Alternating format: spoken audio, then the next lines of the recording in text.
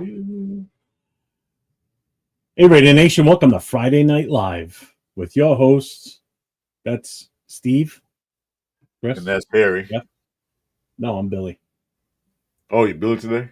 Yeah. Well, I'm going to be Joaquin. Joaquin Baltazar. That's my name. Joaquin Baltazar? Yes. My new channel will be Joaquin Baltazar for Raiders.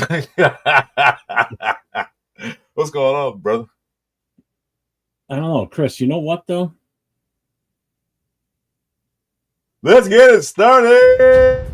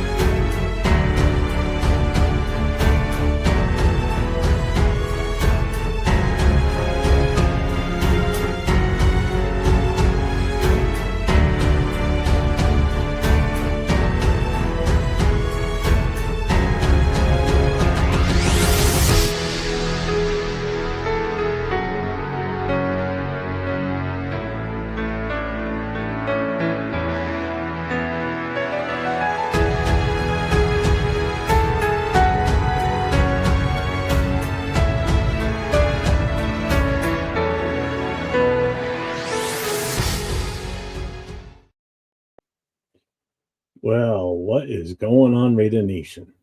Chris, how you doing, buddy? Man, football. That's what's going on. Finally happened last night. I didn't watch that game. I forgot to watch it. I had to watch the replay. It didn't miss much. I see that. I was like, why am I watching this?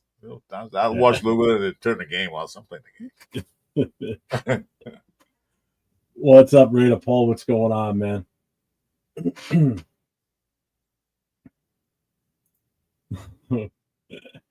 What's up, deplorable garbage? I love that name. That's awesome.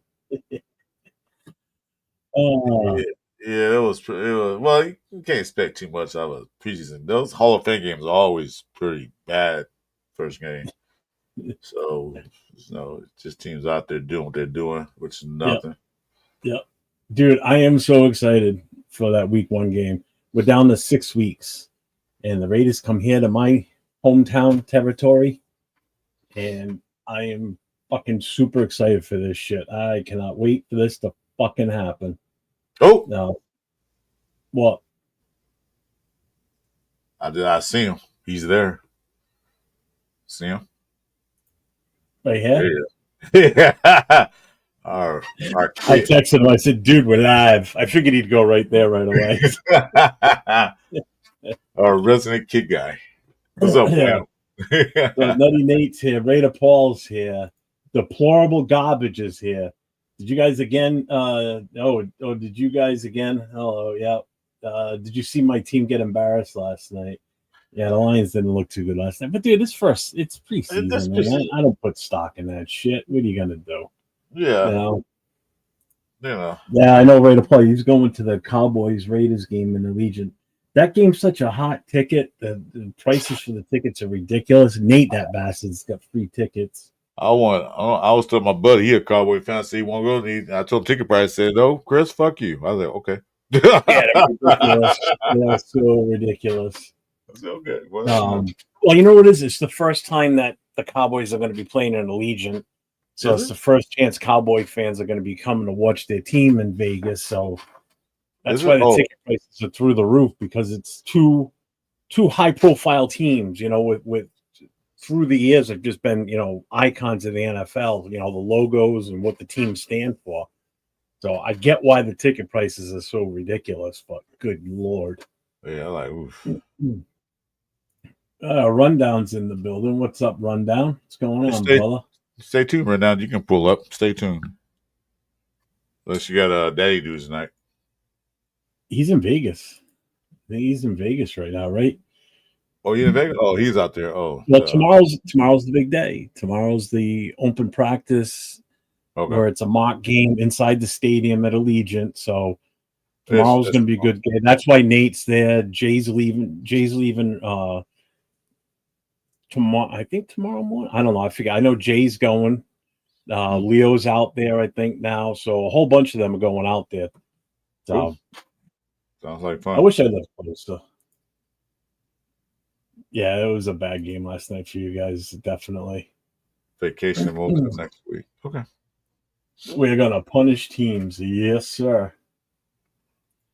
Yeah, because Jade mentioned it Thursday night that there was no Saturday morning show for him and Rundown because they're both going to be in Vegas. So Deplorable says, I pray to God none of my starters get hurt after seeing the guys that are supposed to fill in for them play last night. I'm not impressed. Yeah, come on, give some credit, man. It's like it's a first game. There were nerves, the rookies. Yeah. That guy Hooker. I don't know what his problem. What for? He threw 3 interceptions last night. I think 3 or 4. Actually, we're playing next Thursday night too. I know. So I'm looking forward to that. That'll be cool to watch that. Yeah, we got the Niners. Vacation mode till next week. Let's see.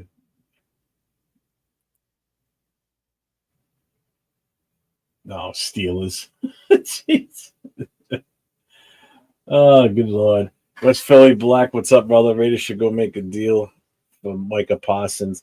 I wouldn't be opposed to that. I don't want nothing to do with Scary Terry. I'm sorry. No, I don't think that's going to happen.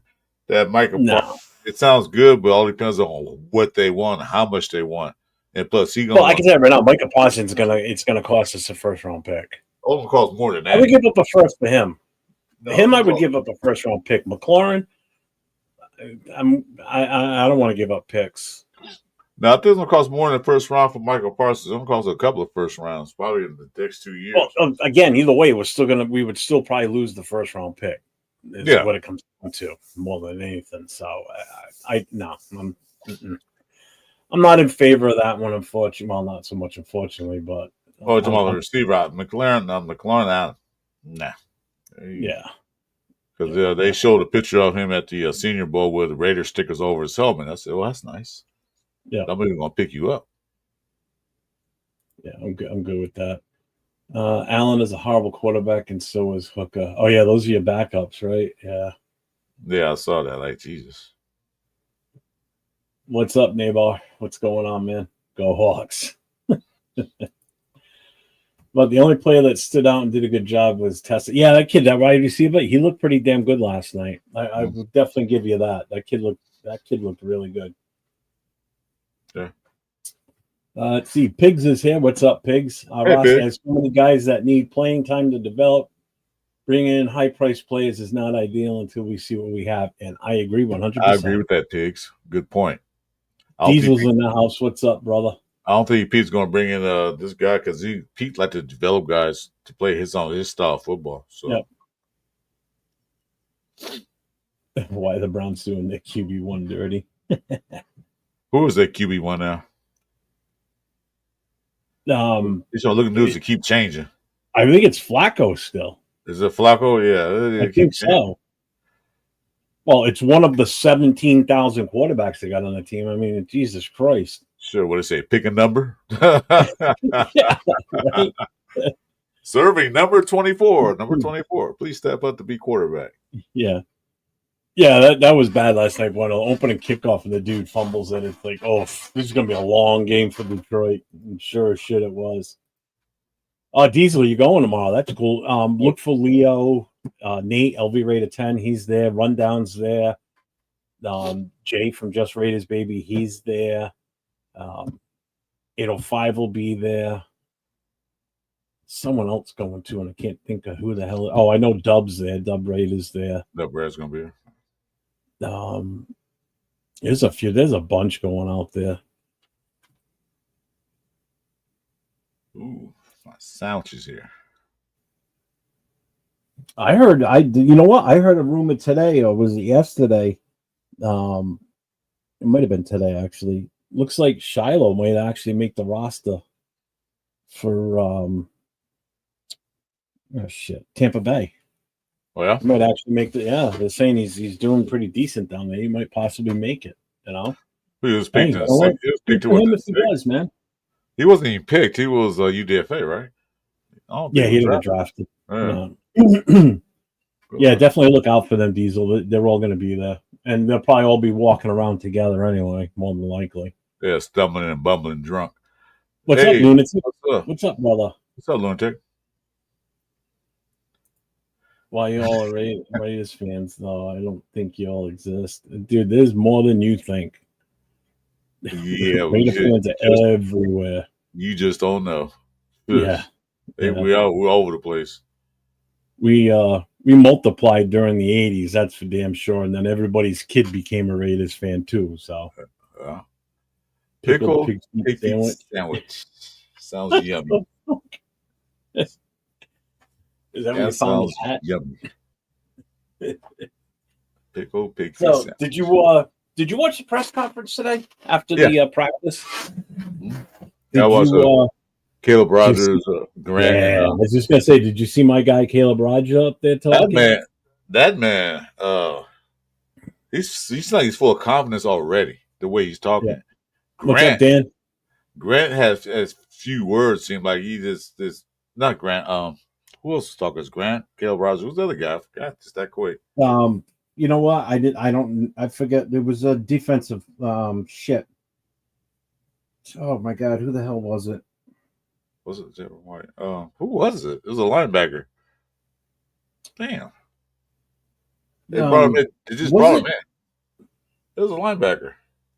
It wasn't Jamal, because it was somebody that's never played for Pete Carroll, and he said he always wanted to play for him. Oh, it was Brad.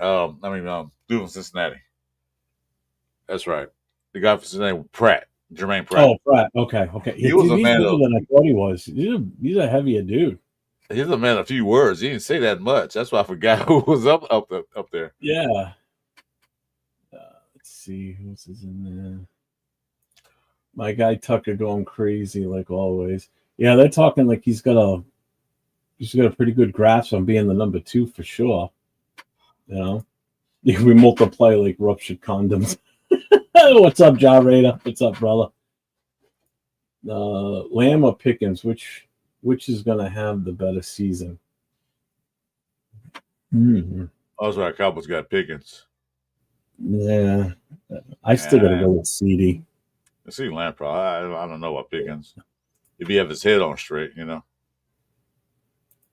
Jerry Rice's son got a catch, last night? Yeah, I was so excited when I watched that press and when I heard that Caleb Rogers was going to be on it. So I'm like, oh, man, I'm definitely watching this one. And what? I'm sorry. You mean what? Where he's going to be? When he was talking, when he was going to come on for the presser. So I'm like, oh yeah, I definitely want to watch this one because I want to hear what the kid's going to say. You know, and they asked him a lot of questions about JPJ actually, and the big thing for me, I didn't realize until the presser today. They had him playing. They had Caleb Rogers practicing at center today. Yeah. He said he hasn't played center that much before, but, you know, he played right tackle, left tackle, right guard, left guard. So he played all positions. So I guess they want him to be just in case we need you type guy until they fully develop. I have a feeling it's going to be they're either going to be set positions for these guys or Chip Kelly's got something up his sleeve where when they come out of the huddle, you don't know who's going to what position, depending on the play. I'm wondering if he's doing something along that line. Because they're talking about JPJ was playing right side along with Glaze on the right. So I think they're also trying to recreate Highway 63. You think so? That I haven't I seen think that. so.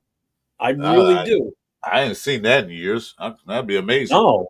No, I I mean, mean, I know you know what Highway 63 is. Anybody that's in the chat that's, a youngin', Highway 63 was Art Shell and Gene Upshaw when they would pull. They called that Highway 63 because the running backs got behind them and they were gone. yeah, So and it is. that was Highway 63, and I think that's what they're trying to do. And maybe, possibly, who knows? And that was like guy walking behind a bulldozer. You just walk behind it, you just plow everything out the way. That's Yep. possibly because And here's, go ahead. Here's the other thing with JPJ playing at guard versus center. When you play as center, you're not. You can be a mauler, but when you play at guard, you can be really mean and nasty because you can be a little bit more mobile from your position. You can do a little bit more than center. Center, exactly what the word is. You're the center of that offensive line, so you're the glue that holds the middle of that line together. When you're a guard, you've got a little bit more flexibility as to what you can do from your position. And maybe that's why they're moving or playing or practicing JPJ at guard, because he's got a better skill set to play that position. He's more mobile because remember last year when he was playing guard, he was halfway down the field, right behind the running back. Well, anybody gets a mirror, but he's halfway down the field. And do centers pull? Because I never really see centers pull. I know guards do. But it's very far and few between. I mean, that's not usually. It's usually it's either a single guard pull, or it's the guard and the tackle going at the same. But that's where you need to make sure you've got a tight end that can crash down block too, to take off, to take that guy that's coming in behind them as they're pulling. Yeah. So they switch things up. They're making everybody multifaceted. We know you can play any position on the line. That's what they're doing. If Parham beefed up to 332, then that's a good thing, because man, he was getting pushed all over the place last year. It was kind of ridiculous, if you ask me. Oh, he did? Oh, that's good. Because he was getting pushed everywhere. Who do you think realistically would make a second-round playoff appearance, Steelers or Raiders? Oh, I'm putting my money on the Raiders, and it's not because I'm biased. It's because you guys got Aaron Rodgers. Good luck.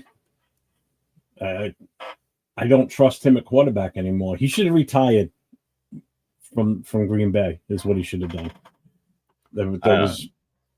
He's doing the same thing to his career that Brett Favre did, but at least Brett Favre was still putting stats on, in the record books and being somewhat productive. Aaron Rodgers hasn't done shit since he left Green Bay.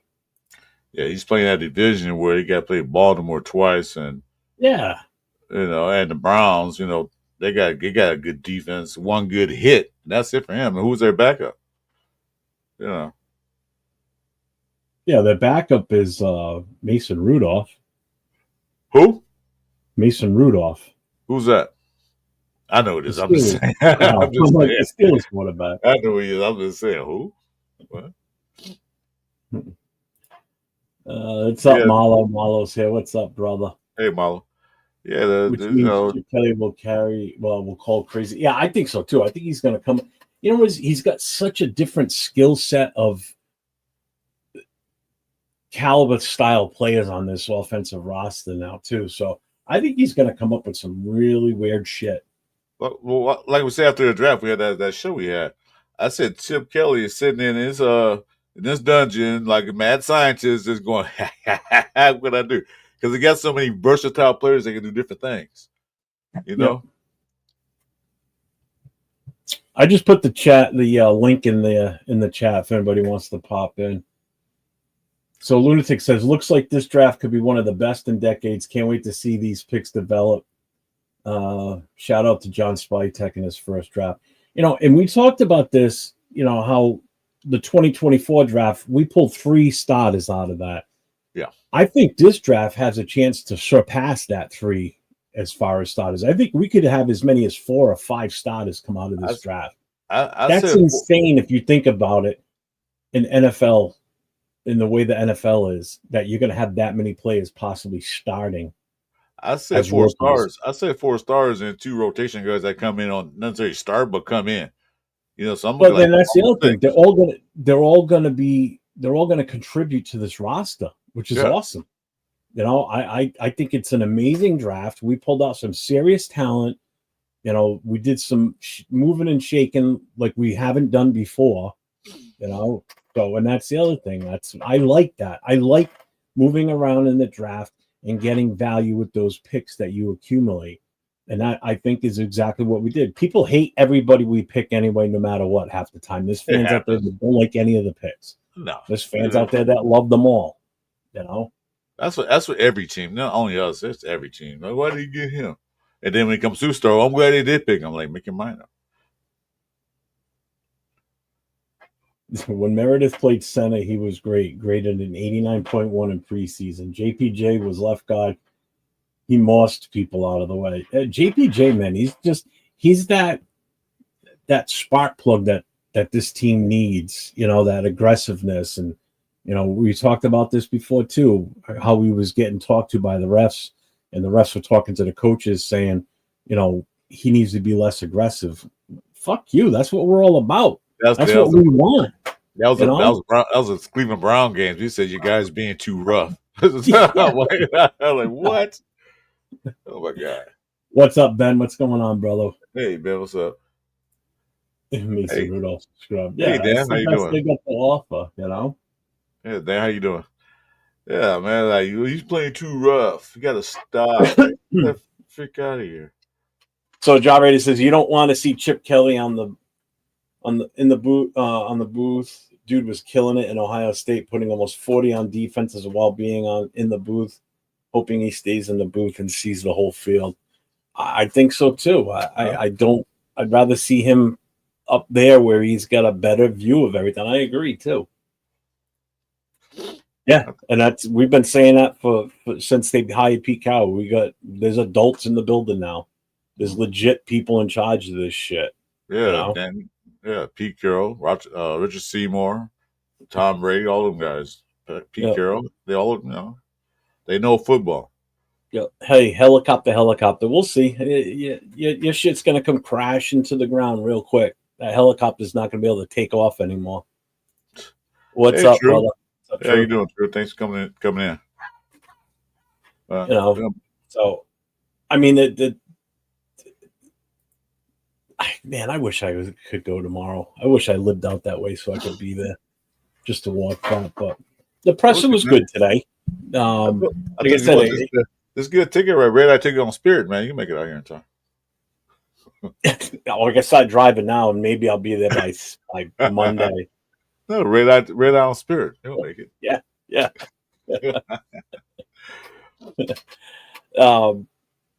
So it was nice to see Caleb Rogers up there talking today, and to actually hear him. He's an intelligent kid.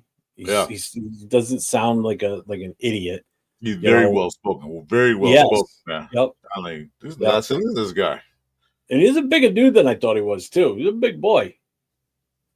I'm just wondering now if this talk of JPJ possibly moving to guard, I guess that means Cap is going to be out on the right side. Oh yeah, I'm gonna say he might get pushed.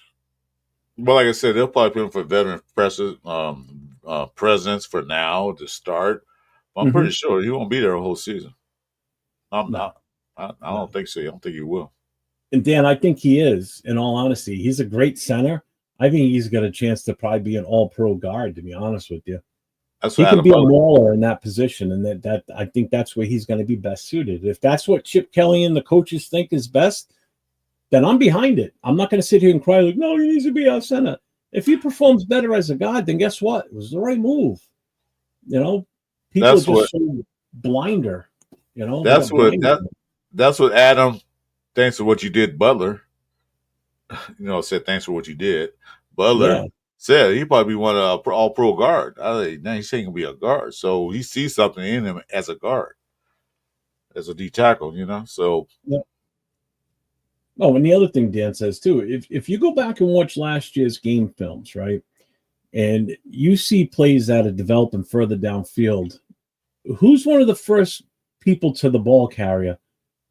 It's JPJ half the That's time, what I said. or majority of the time. He's either there at the very end as the guy's getting tackled, or he's far enough up where he has an impact where he can deflect somebody from getting at the receiver or the running back. That's what I said when that's when the referees in that Browns game said he's playing too rough, because I don't forget it was a Bowers or Mayer, somebody called a ball. He was downfield blocking downfield and mauled the guy, and they say, "Wait, he's playing too rough. Do stop." I mean, so probably best at guard because he can move more. He can move more. He can go do all that good stuff. Yep. No, Bueno, I agree too. I mean, I'd still like to see him at center, but if it's better for him, for the team, you remember, it's for the team, not the player. If it's better for the team with him at guard and the team's more productive, especially in the running game, then by all means, put his ass there and keep him there. That's where he belongs. Well, they're saying that Meredith is looking good at center right now. He's actually looking pretty. He's playing with the ones a lot, so he might just switch over to center. So, and then like what Mr. Dan says, JP pulling guard would be nasty. Can you imagine? He pulls right, and Jenny's right behind him. Oh God! Yeah, coming at you at full speed. Oh my God! Yeah, him pulling, running full speed with his aggressiveness and the way he likes to attack people. That's what happened in the Cleveland game. I told you, watch the Cleveland game. He was down the field hitting somebody, and as referee went to the sideline, say, "Tell him to calm down." Say, "What do you think this is?" Forgot my got to do my promo. This guy runs on Duncan. Dunkin' Donuts still looking for that sponsorship. You put the link up, you said? Huh? You put the link in the chat? Oh, yeah, I already did. Hey, there's Turf. What's up, Turf? Hey, what's up, Turf? Turf, I sent you the link earlier if you want to pop in, brother. I haven't been on with you on a Friday night in a long time. I sent it to you on Instagram. You want to hop on in? Yeah, come on in, Turf. I ain't talked to you in a while. Except a couple of chats and a couple of supers. Give us your take. Yeah, definitely. I haven't talked to him much since probably just after the draft. Let's see, Genty and JPJ are going to be dynamic duo like Chris and Jeff. Oh, thanks. Thanks, Bueno. You're awesome. You make my balls tingle. I appreciate it. God. I got goosebumps. Oh, look who's here. Our resident Bronco fan. What's up, Randy? Long time no see. Yo, Bert and Ernie. What's up, Randy? Yeah, find something else. Randy used that one already. Turf says, yes, sir. I'm on the grill duty. As soon as I'm done, I'll hop on from outside. Awesome. Awesome, dude. So, I mean, I guess that's kind of like the big news. I think it's people making it a little bit more than what it probably is, to be honest with you, as far as JPJ moving around. And I think that just the other thing, too, is you remember, this is a whole new regime, whole new coaching staff. So yeah, they're trying all these guys at different positions and just to get a feel for who's suited better for what spot. You know, so don't read too much into it right now. That's going to change. They always because they bring players in that they like that plays their kind of style of football, and this guy say, "Wait a minute, I think it'd be better over here." Mm-hmm. So they testing out. Pete Carroll said they compete for every position. He means it. You know, they even compete for quarterback, but we probably know who the quarterback's going to be. But if ALC can beat him out, 12 is going to be the starter. So ALC can beat out Geno Smith. Or even Cam Miller might come beat Buffalo out. You don't know. Could you imagine that? Oh, my God. That means this boy is that good. Oh, and he beat out Geno Smith and AOC. Yeah. So we might put Mallet back there. He's going to throw the ball Randy, around. you excited to start the season 0-4? All right. Yeah, good for you. Broncos aren't going to win shit. Oh, shit, Bueno. I didn't even think of that. Wilkins could be listening. Damn it. Oh, man. Yeah, no more talk for ourselves. Genty carried a cornerback for an extra 4-yard gain at practice. Wonder if that cornerback was like, oh, shit. No. Don't make me a Raider Nation meme. Yeah, I heard about that. He was trying to tackle him. He just kept on pulling him down the field. I think it was almost 5 yards. Like, damn. I forgot who it was. It was Cameron. I think it was a Cameron. What you call him? I didn't see it, so I have no idea who it was. I just heard about it. It's either Cameron or the other guy. Hey, speaking of the other guy, Jacorian Bennett might be outside looking in. You think so? Like, he's not getting first team. He was getting first team reps, but reps. He's getting them, but not many. Rich and what's his name? Porter. Randy, I'm just going to ignore you even said that because that's not right. I would never say that about your players. Yeah, Randy. Thanks a lot, dude. We don't say nobody get hurt, man. I'm ignoring that comment. Yeah, please do. AOC 12 has cement in his cleats, though, basically a statue in the pocket. Yeah, but he's been moving around a lot lately in practice. I've been watching him, but no. What's up, Ardell? What's going on, brother? Let's make an offer for Micah Parsons. I said that already. I would make a deal for him. Even if it includes first round, I would make a move for that one because that would answer so many questions on the defense. It wouldn't even, oh my God. We'd be better than we were if we had Wilkins fully healthy and not playing his grab ass games. It would be better with him versus Wilkins. You like that? Yeah. Yeah. So, yeah, we're gonna. We can work these it can be done. Wilkins also grab Josh Allen's balls and Josh Allen, or just anything. And I've been partaking in this YouTube 1500 to like 3,000 on a Friday night, and now it's like flip flopped. I'm lucky if I get like 100, 150 tops, and Chris is getting like 500 to 600 on a Friday night. On camera, I'll post in the chat. Just pop on live because scheduled shows for some others I don't. And the funny thing is that you didn't see anything during the day today. So and now you just steer all my channel. Thanks a lot, Jeff. Appreciate that. Yeah. Thanks, Jeff. Appreciate that. You're welcome. Well, it's my channel, your channel. What's up? Where's the flag? What's up, brother? And then don't forget tomorrow. We've got the last call podcast, and anybody that watched it last week, our new co-host is Jason Downs. So we've got some new formats because we upped our studio game, so I'll be able to do a little bit more with it. So it's going to be good. We can now stream to more channels or more avenues, basically.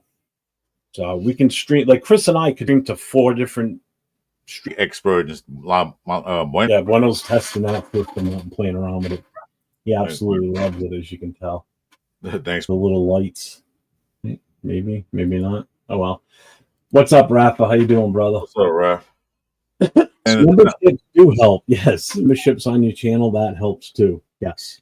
Yeah, I'm not at that point. Come on, what do you have for subs now? 238. There you go. I'm halfway on both of them, so it'll get better. Forget, once the season starts, Chris, the amount of shows that you and I do, or meaning the shows that you and I do together, plus the other shows that you're on, dude, that's gonna kick fast for you. You're gonna grow fast once it gets started. Because I notice when you're on the other shows too, you're outpacing Jason and Jess too. So you've hit the algorithm is what's happened. It's like you're getting the views. Why can't? Oh, I'm not following. I had to follow myself on Kick. What do you mean? I'm on Kick now. I said I have to follow myself, or never mind. It just was set up different than YouTube and stuff. So like, okay. You're gonna add yourself following yourself. I gotta follow myself. So let's see. You'll be there by week 2. Oh yeah.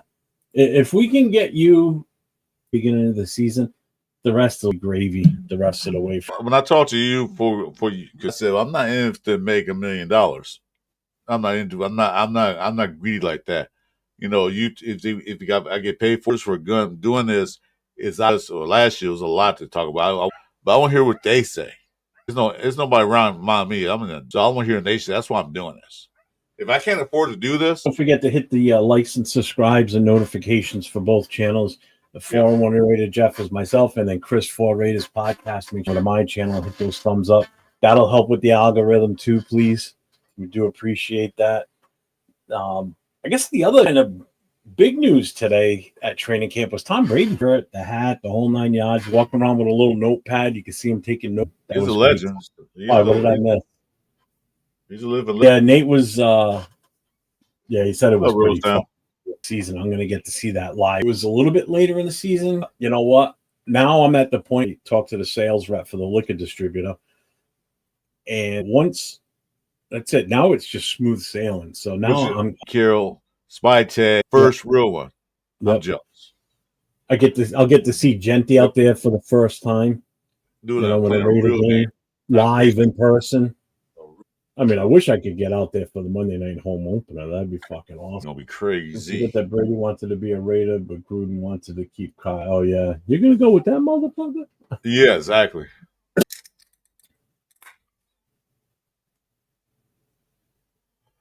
Hey, Mark Davis, we got an owner who wants to win. Exactly. Well, Mark Davis wanted to win too, but the biggest and smartest decision that any owner of this organization had ever made for business. Yeah. I mean, you tripled the value of this team. The team was worth $2 billion before they moved. Now they're worth well over $6 million. You tripled the value of the brand new freaking the fucking desert. It's not million. It was $6 billion. I thought I said, what's up, on six? What's up, brother? Yeah, almost at $7 billion, right? Where it's flag. Yeah. So, and it's only going to go up. From being broke in Oakland to having a bunch of money, and it's their own stadium. They're now playing on a dirt field that's shared with a baseball team. Don't have to share the stadium at all. No, you share it with UNLV, but that's different. I mean, you still sharing it with another football team, but they use artificial turf for them. They don't use the grass. Yeah, but sharing it with the baseball team where they play on dirt, sometimes it was advantage. Sometimes it's like, oh, they can't wait till Oakland A's season's over. So, but it's only a matter of time before an NBA team goes there. I'm sure the next or someone's going to move to Vegas. No, they were talking about the NBA want to add 2 more teams to make it even 32. They were talking about that. Wonder what they'd call them. Professional basketball. Well, then fine. Move the Lakers there. Move the Boston Celtics there. Yeah, Las Vegas Celtics. I don't think so. That don't even sound right. So Rosetown says, y'all see Thornton getting that talk with Brady that is going to make him go harder than ever. Yeah, I did see the video of that. I saw that. He was walking by. They were talking for a little bit. He was actually talking to Brock Bowers for a little bit too today in one of the videos I saw. He was talking to everybody, I think. He was walking around talking, Yeah. Not pushing his weight around. He's just out there just watching, observing. I like double the attendance they expected at this point. I guess the investors are very happy and just read an article on it. Nice. Of course they are. And that's the other thing too. I like the fact that Pete Carroll came out and said every practice should be open. Hey, give a gift back to the fans, man. Let them all be, every practice. Who cares? Yeah, McDaniels wasn't like that. McDumdum. No. He had closed secret. Yeah. I think he had 1 practice or 2 open practice, but it has to be for season tickets only holders, and everything else is closed. But now it's like, no, bring them in until they do their game day walkthroughs. No, but other than that, shit, let them in. And it was a video. It was a video I saw somebody put out on YouTube. I forget who it was. They had a couple of guys that one guy's wearing a Seahawks jersey, one's a Phoenix, Arizona's jersey. And they said, we already got spies in our training camp. I say, those spies. John Rader said, Mark Davis making Brady pod owner. We wouldn't have Pete or Spy Tech. Thank goodness. Where's the flag? Sorry. Yeah, you got the WTP and WT. He did what he did because he wanted to here. Going to make us win because people mess the Raiders up. He's going to tank. No, he's not. He's an investor. Why would anybody invest in any business and want the business to fail? His own money. You're going to lose money in the long run, you idiots. Yeah. That's the dumbest thing I ever heard somebody say. You want to take your $10 million and then turn it into $15 million, then 30 and stuff like that. You don't want to take $10 million and have a negative $5 million. No. You want to win. You won't make money. Yeah, exactly. Jeez. I like, what the hell you just messaged me. I sent him a link earlier, so he's going to tap in at some point. in a little bit. So we'll have Apicassi on here with us. Anybody that missed it, Turf was in the chat.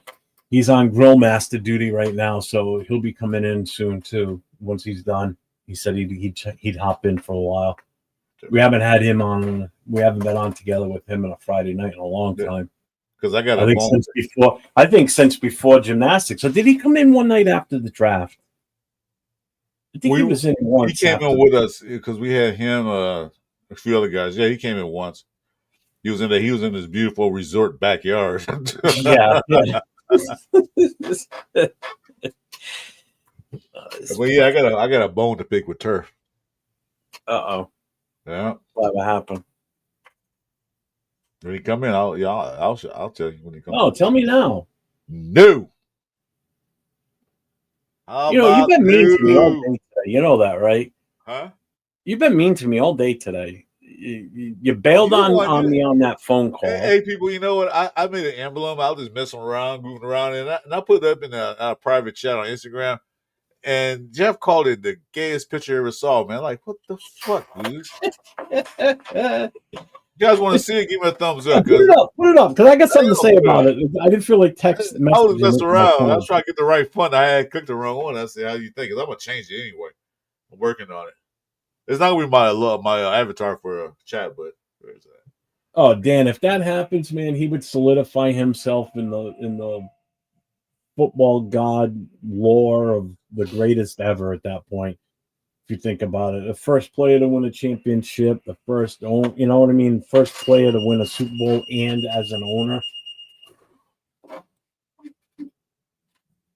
See if I can share. And he can take credit for it too. There's nothing that's his fingerprints are on this team. There's no two ways about it. You can see that. You can see his fingerprints all over this team. Just the confidence in the players, the enthusiasm. It's such a different feel this training camp. Kind of A-okay with AP, Yeah, I'm trying. I was changing the font. So like, damn, I want a different font. I'm gonna change the font again. Yeah, whatever. When I saw this, the first thing I thought old Saturday Night Live when they had candy. And you would see an image and it would have that. I want it, but by the time I looked at it, like, God damn it. Let's try to get like that old, that thing. That's what I wanted, but they put this up. Like, what the hell? What pirate wrote like that? No, not like that. I'll try to port the old. You can see it. The old fonts they had in the old days of the pirates. It was kind of like slanted. It wasn't straight. Pirates didn't write at all. They just pillaged. Bueno, that font is fabulous.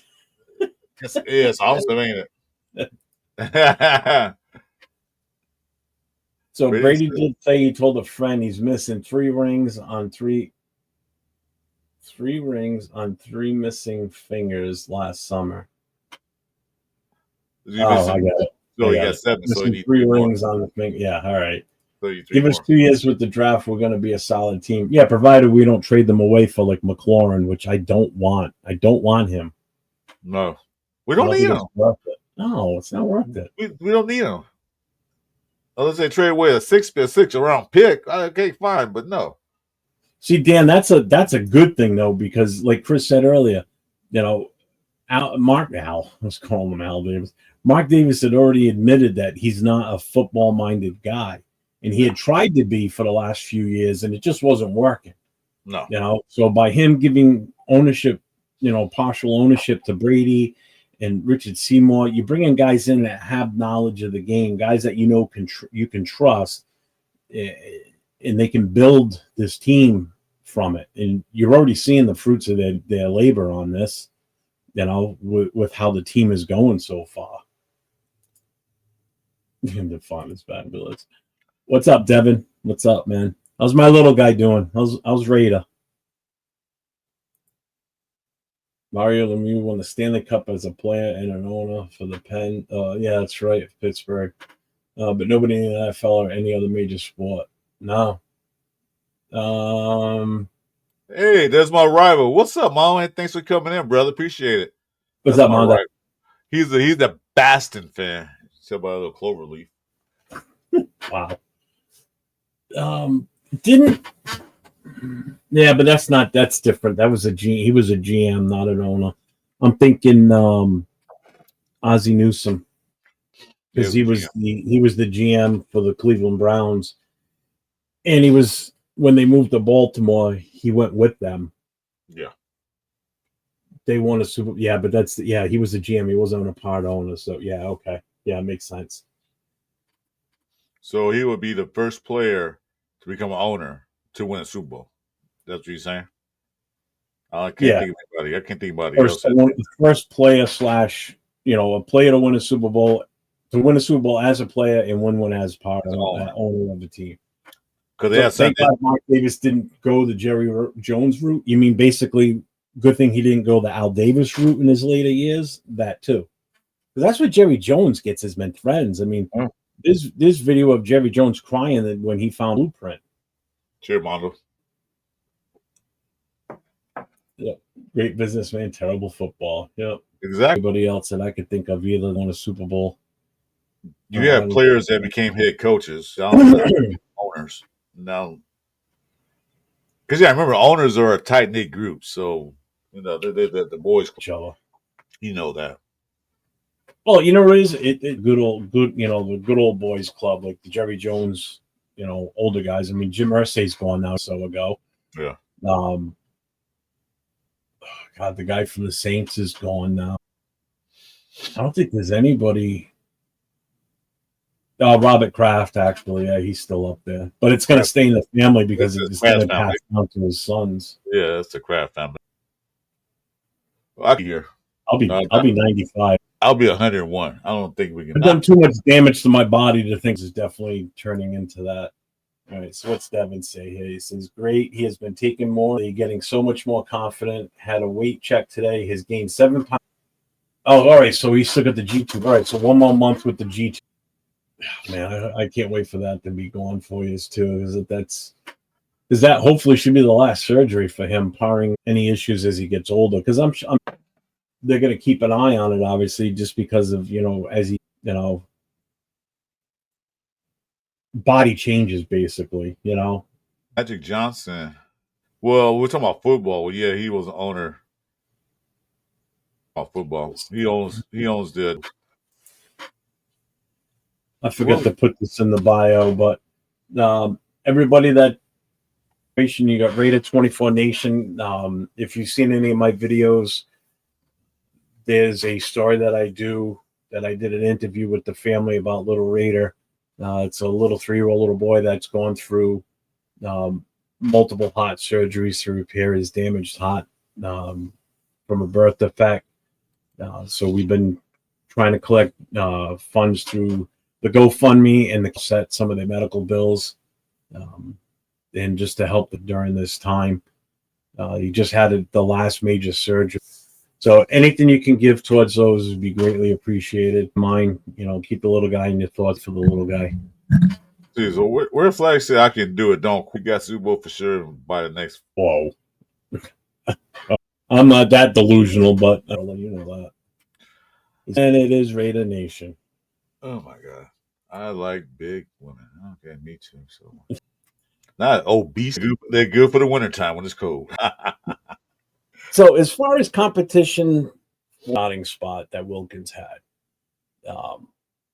right now, Lecky Fotu is listed as the starter right now on the depth chart. Actually, you know what? Let me check it as of today. Let's see. Let's refresh this shit. Oh, they haven't made any changes since the 28th, so that's the last update on this. So they still have Lecky Fotu listed as the right defensive tackle, with his backup being Tonka Hemingway, Jonah Lalau, and Trevin May. Hey. So I know in one of the presses this week, Patrick Graham was out there talking, and somebody asked him if he could speak about Jonah Lalau. And, dude, he had a smile from ear to ear. Yes, He's excited for the kid. Now, I know he's not going to come out and say bad things about a player and say, oh, the guy sucks, or, he's going to be upbeat and positive. But the smile just said everything that I needed to know without him even talking. You know, if he didn't feel that way about him, you wouldn't have smiled. He would have been like, "Oh, he's doing good." You know, it would have been one of those answers. You know, but when they say, you know, let's talk about Jamal Adams, and he starts doing this, he's like, all right. You know, he's got a lot of good shit to say about him. So, what's your who do you think would be the best option right now, Chris, in your opinion, on who you've seen? Ask the chat too. They chime in on this. Who you guys think would be the best? I'll take Lalo Hey, because Cole. what he did last year, I mean, he probably get better because he filled in for Wilkins when Wilkins was hurt. I think he's probably a better. That's a little because he's good at run stopping. Who else? Mhm. They got somebody else too that I think would be good there too. I think of their name. Who they got starting right now? Right now, on the depth chart, they got Lucky Fotu, or as you call him, Tofu. Tofu. Yeah. I haven't really seen Tofu play, so it's hard to judge him. I mean, he played for the Cardinals last year. Of course, I didn't watch the Cardinals. I will go with Lalu because he's already been here. He knows Patrick Gamp's system. He knows what he like to run. I would have bet my money on him. You know, because even when Wilson was down, we still did decent on defense. The only thing we had a problem was stopping that run. Yeah. But that was inside. I'll say Lalu.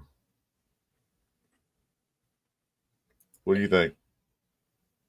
I'm agreeing with Dan actually. I think because of what Jonah Lalau did last season, Yeah. filling in when Wilkins went out, and he had some really good games, and I think he put himself on the map for future, you know, for the team. And now with Wilkins gone completely, I really think that he's going to step up now.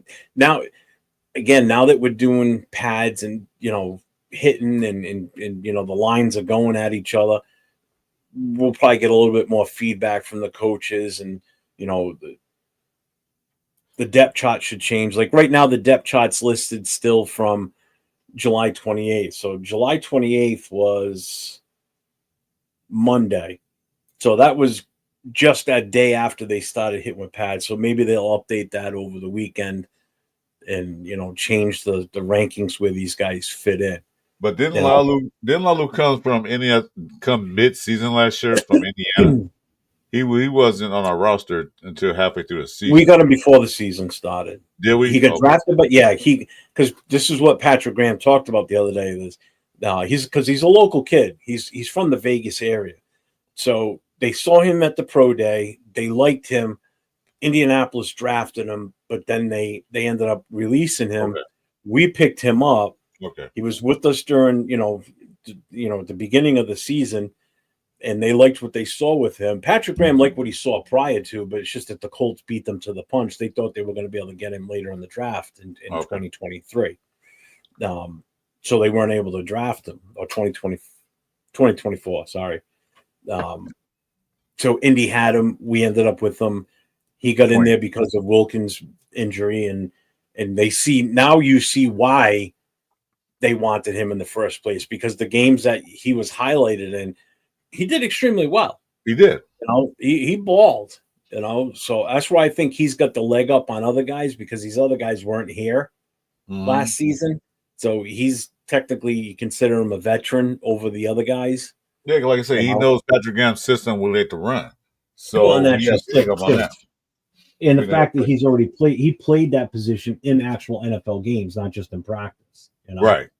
So, but in any event, though, I still say we have a good rotation of D line, D tackles. They can rotate these guys out so they won't get beat up and worn out. So we can put them in. We can put Lalu in. Take them out. Put Tofu in there. Take them out. Put Tonka in there, and they will get some rest. They won't get beat up. Well, we have that luxury this year that we didn't have last year, depending on how many guys don't get cut. Right. You know, we didn't have that luxury of a solid rotation to put players in. now with the defensive line, we've got some extra players that we can rotate through, so you'll constantly have a fresh body out there, type of thing. Which I still think, I still think that, like where's the flag said, like Tonk is still going to be an issue. Like he'll still be in that mix too, and I agree with that. Just want to hear what Devin said. Devin said, "Did I tell you, Jeff, that Raider starts pre-K on the 7th, and Junior, his older brother, is going to be in the same school, just a different class. So for 18 days before Jasmine comes, I'll have no kids, no kids in the morning. Wow, you're lucky. I didn't. He's already going to preschool. Well, pre-K. Oh, yeah, I guess he would then. I'm trying to think of the same time my granddaughter started going to pre. All right, yeah, so I guess that's about right for pre-K. Wow. And the doctors have no issue with that? That's awesome that he's already going to be able to go and do that. That's good. That's good. I'm glad he's doing well, man. It warms my heart seeing that little guy. He's just a ball of energy. I love it. Let's see. Where's the flex? Not really just high hopes. I watched some tape the other day.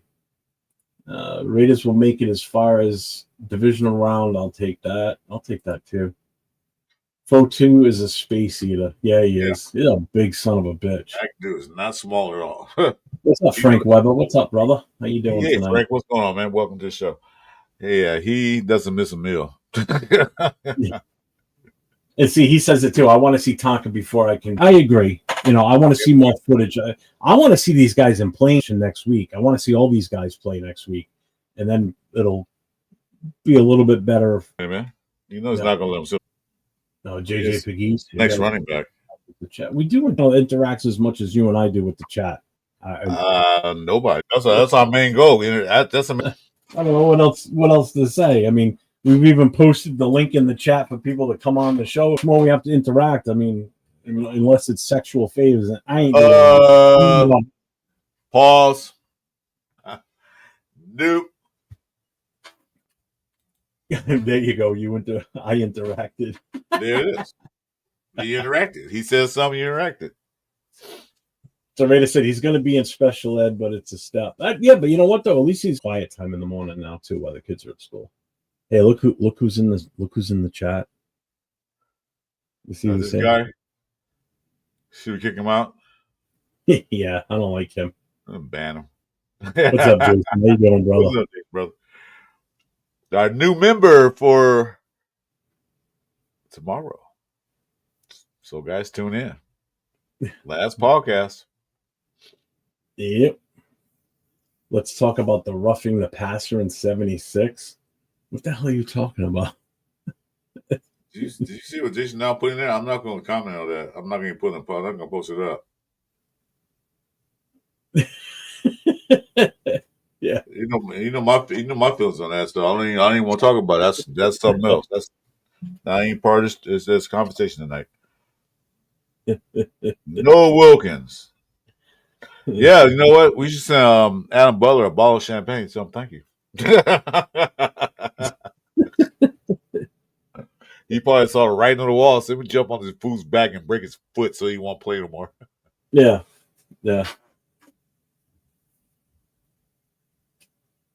What's the funny?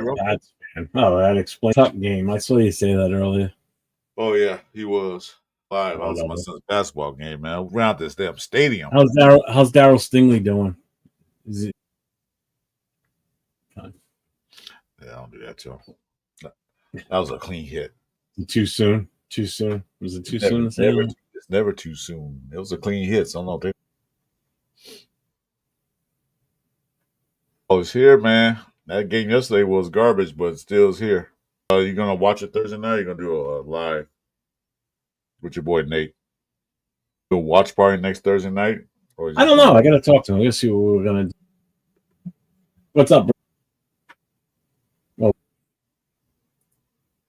don't forget, everybody, go over to podcast, hit that subscription, hit the thumbs up, hit the notification. And Chris's, make sure you get over to mine and do the same. Helps with our algorithms and keeps us adding content and doing what we're doing to be here for you guys. And season's coming, only going to get better. I'm just about halfway there on both sides, the subscription and the hours. So I'm almost there. I'm getting there. and they'll start back in February. Yeah, Something like that. February, March. Podcast with myself, Chris, and our new co-host as of last week. He was started with us is Jason Downs, who's in the chat right now. So if you didn't catch last week's show, go back and watch it. And then tomorrow night, the three of us will be on together again, doing our Saturday night live last call podcast show. Yeah, because the show's getting kind of ugly, so we had to add some beauty to it. So we put Jason down in there. So we got to, you have an empty vase. Then you put the rose in it, it makes it look better. That's what Jason Down is. He's the rose in the vase.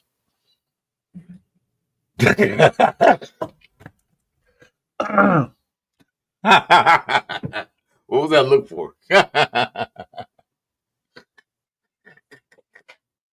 Oh. What? Did I say something wrong?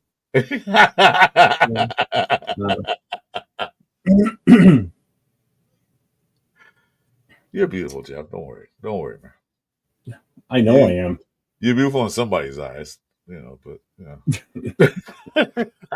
No, it ain't my wife. It's gotta be somebody else that thinks I am. I don't think it's her.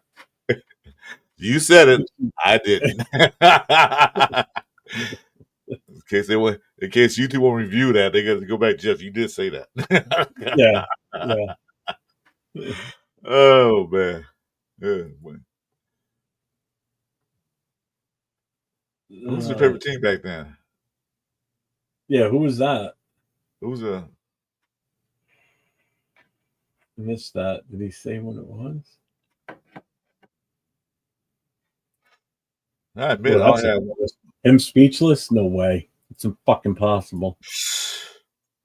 You're right. Unless you ate some jalapenos and rubbed this, you know what? I admit I had a team before the Raiders. I did admit that. I had another team, but it wasn't the Rams because I live in LA. It wasn't the freaking Rams. Hate those bastards.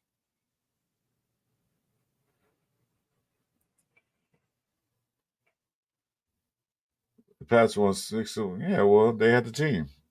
They had a good coach. They had a good quarterback. That's what happens when you have both of them. What's this? You spamming, Mike? No, he's just spelling out 6, one letter at a time. Well, that's how you normally spell one letter at a time, but you know what I meant. Yeah. Yeah, but how many of those 6 were legit and weren't from cheating? All I know is your perfect season got screwed up. So 18-1 giant loss. Yeah, I think those were my 2 favorite Super Bowls that weren't involved in the Raiders. Was the ones where the Giants beat your asses. What's up, John Leone? What's up, brother? John Leone, what's up? Yeah, you had the perfect season, but then it wasn't perfect because the last game counts. Yes, it does. Mm-hmm. Most important game of all. The money wins the flag. It helps when you record the other team's practices. Yep. And deflate balls. Yes, they play the balls, yeah. Yep. And pay the refs off. Well, that's what Chiefs doing now. Kansas City Chiefs before they were the Chiefs. Yeah, that's what Chiefs doing now. They're doing the exact same thing. They're paying them off. Yeah. I saw a meme said, Chiefs have the biggest fan base and they wear black and white. Like, what? Question for the panel: what's worse, Wilkins trying to kiss you or trying to tickle your feet? I don't want that man nowhere near me. I'll get my rape whistle. Rape! I don't think the rape whistle's going to hurt because I think he could throw you around like a rag doll. Right, I know he could. Get me down, tickle my feet. Oh, later, Devin. Take care, man. Let me know when that package comes in the mail, man. Have a good day. What was I going to say? Still got to try and answer Aunt Six's question. If it's a kiss on the cheek, I guess I'd be okay with that rather than I'm touching my feet. I don't want anybody touching my feet. No, me neither. If it's on the lips, then he can tickle my feet. So, fuck that. I don't want to do any of those things. But I gotta get your point. All right, awesome, Devin. Thanks, man. My rockers came in for my vest today. So I think I might take a ride down to the tailor tomorrow. Well, I'm still trying to get to a chapter. I have no news from anybody, so I guess I'm chapterless. I gotta try and maybe get down to the tailor tomorrow with all the patches and the vest and have everything put in. I'll put on it. They got that much thread? It's putting patches on, dumbass. That's what I said. It's They not got that making much, the vest. Did they get that much thread? How big do you think the patches are? Seriously? You're such an asshole. Oh, man. No one wants to come in? What's going on? These are the patches. This is how big they are. They're small. Oh, they're going to be really small. I got my John Madden one. Got my captain's patch. Got my president's patch. Got the Las Vegas one. Got the Raider one. The Nevada one. I got my Owl patch. And then this one for sure, Mr. Gimato. I'm gonna let Jack Kennedy see it. They can come to my house and steal it. Yep. You know I still gotta get the chapter patches for the black hole. So I don't think I'm probably not gonna put this one on because I've got the big 12-inch round patch that's gonna go on the back of his vest. John Raider makes a very good point. What's this? You can take on my feet. I got medical debt. I'm glad it. Yeah, there you go. My people come in. Well, hey, if you can cut my medical bill in half, just about $2 million, you can tickle my feet all you want. Yeah, $2 million. I'd even let them tickle my feet for the money, and I'll give it to you so you can pay off all that shit. Yeah. Let's have a go fun. Let's make a go tickle me fun. Yeah. What's up, Shopkey? How you doing?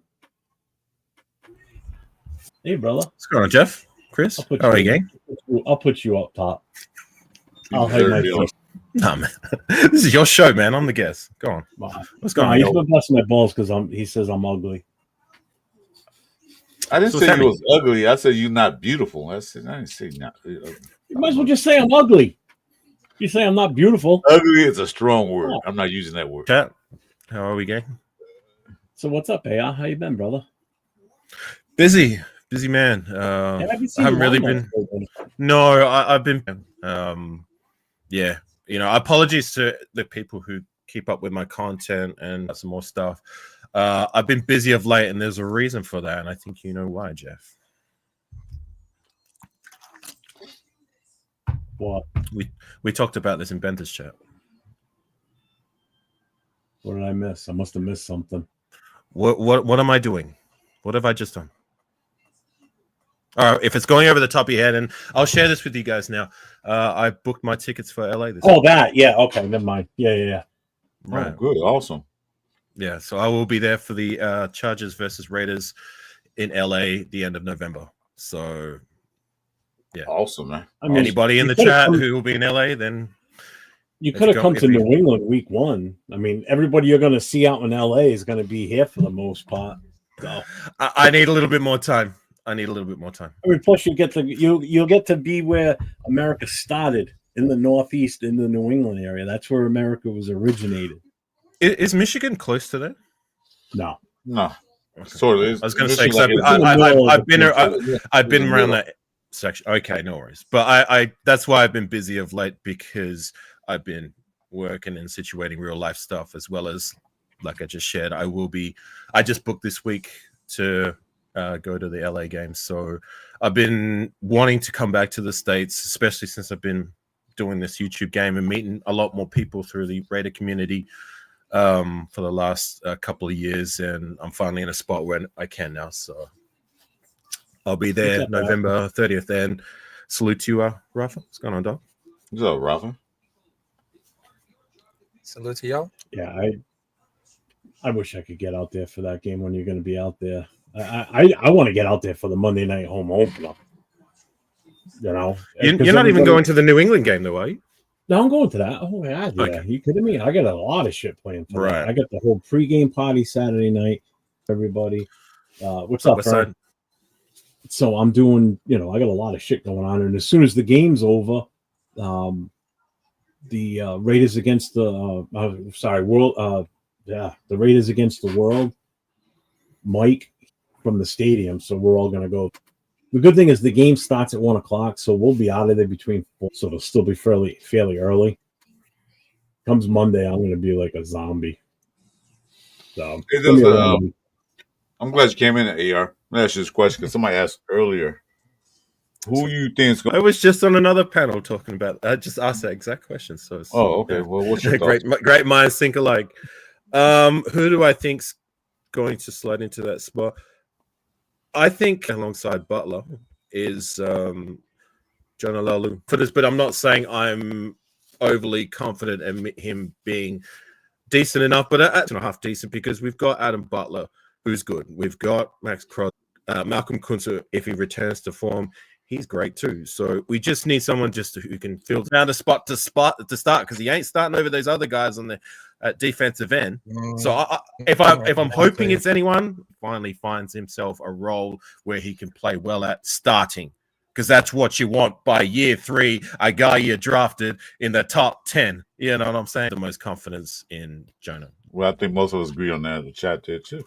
That's right. That's my because against this one last year. So what Jeff was saying, he has a leg up on the rest of the guys. So he knows how he like to play his system. So that would help out. Right. What's your thoughts, Rafa? Hey, how's it going, fellas? Rafa in the building. You're a daily coaching assistant. Well, to provide like everything about like motivations, just like John Gruden. And this time, coach? I just wanted to clarify. Because right now we're August. We're on my birthday month, which is in August 9 next week. But this is like the perfect time to see the preseason. So I just wanted to tell you to all of the players, you need to wake the fuck up, choose violence, and of course, if you need a lot of guts, you gotta drink, not water, a lot of Gatorade to get into the game. Because this is Raider Nation, motherfuckers. And I'm very glad. He's still not saying it right. No, let him the whole nation in the world. We are the Raider Nation, motherfuckers, because there is no battle. There is no battle in each other. Because in this battle, we're winning at the first place. I appreciate the passion. Oh yes, I'm gonna I love you, dog. Okay, I'm just okay. I know, motherfucker. But that question, to be honest, right now, because he's an exception and can't figure it out because he kind of sucked lately. It's pretty washed. I mean, I know this would happen because probably check this out. Probably it's gonna be like a bad sign for the Raiders because 2 years ago we're playing the Bills and John Shelley made a huge scramble on a critical play where we have ridiculous amounts of open space and there wasn't a defender on side because when I just watched the replay, they were gonna show them in white right at the camera chasing himself out of the play, and he did because they get used to it. Because it's just like a puppy where you fake throw the ball just like that, and he just takes off one way and he wins. Play action, misdirection, counters.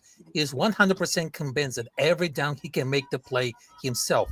And then you just can't understand why the people don't think he's the best because he wasn't absolutely terrible, but he was only used a rotational option in those games where he played.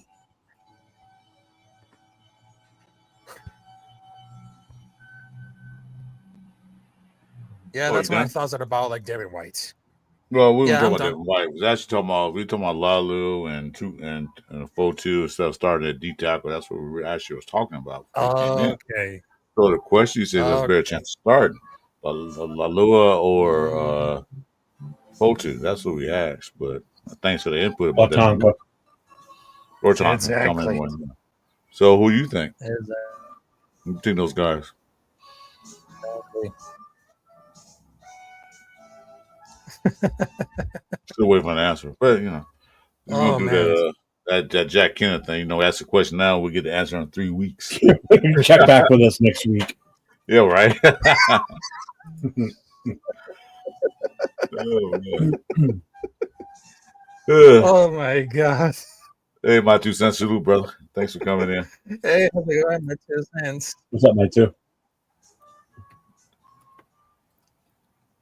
So anyway, that went to a stalemate.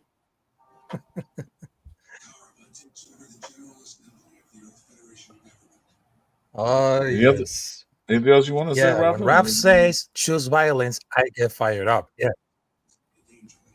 Oh, yeah. And also there's like the one last thing. I mean, between for like a little bit of Devin White, it seems like a valuable practice squad, but it will likely contribute a safety tackle at high level.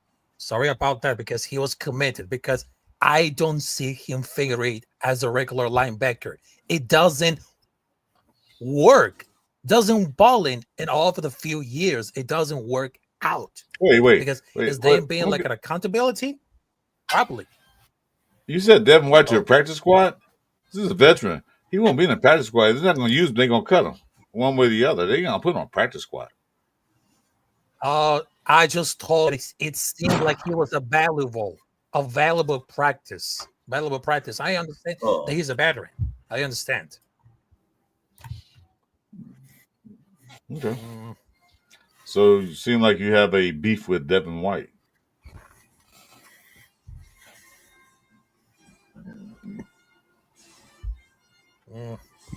What's his problem with Devin White? Oh, he don't like him. Why not? I don't know. What the hell did Devin White do?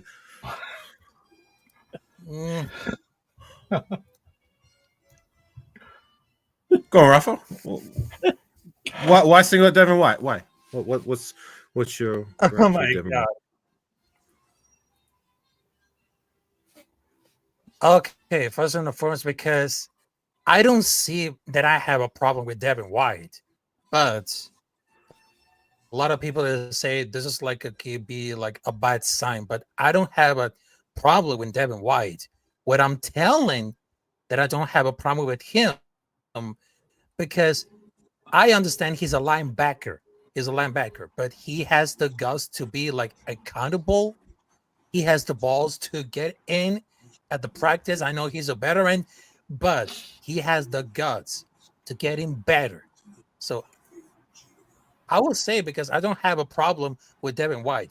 If I was his coach, I would say this: Devin White, I know that you're a veteran, but you got to teach him right with the youngsters. You got to teach him right with the rookies. So stop playing, stop doing what Christian Wilkins, and of course, get your ass up and get back to work.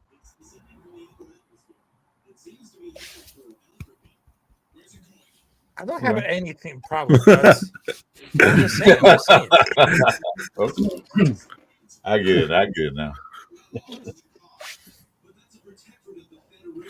Well, from word on the street with Camp, like he's one of the names who's actually standing out at the linebacker spot. I mean, he seems to be healthy. He seems to be motivated, and even like Ashton Genty's kind of giving him the seal of approval, even though he's just a rookie. But it's just like he's one of the guys that he's earmarked as giving him that welcome to the NFL rookie kind of moments. So I said in the offseason, like these guys that we're taking chances on with Devin White, another guy, Jalen Smith, who we haven't really heard much about.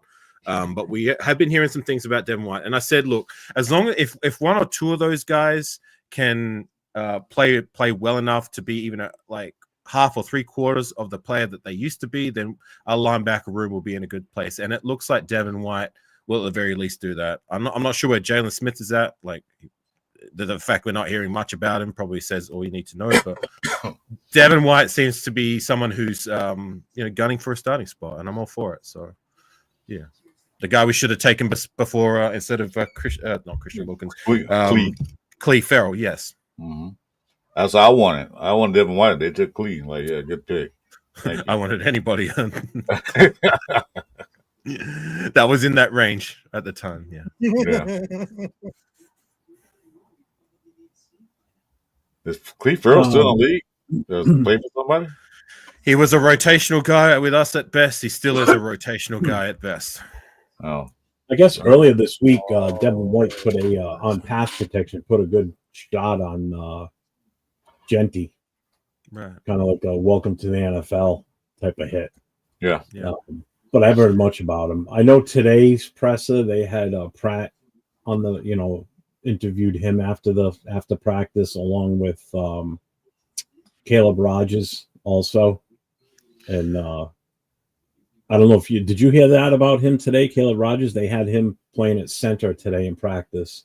And No, just real quickly with Devin White and Genty, I did see that video where it was on Instagram where they're both goofing off about each other, and he's saying that Genty was his son. I don't know if you saw that video. That was pretty funny. No, but it's good to see that they've kind of built a bond, Genty and Devin White. But in regards to, sorry, you said Caleb Rogers is taking snaps at center. They had him playing at center today. So here's the thing, and this is what's I kind of find it annoying with like the content creating scene at the moment, because it happened the other day when they had Meredith taking snaps at number one, and it's like, oh, Meredith is going to be number one. Well, like look at what's been happening in camp.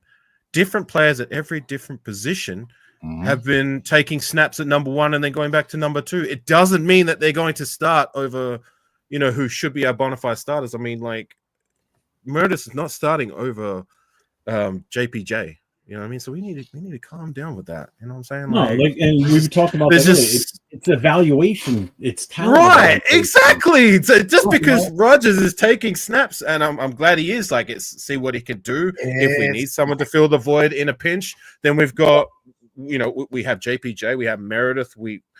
Parham can do it. I don't really want him there, but like, see if Caleb Rogers. Not that we want him to do it. Ideally, we want him to hone his craft.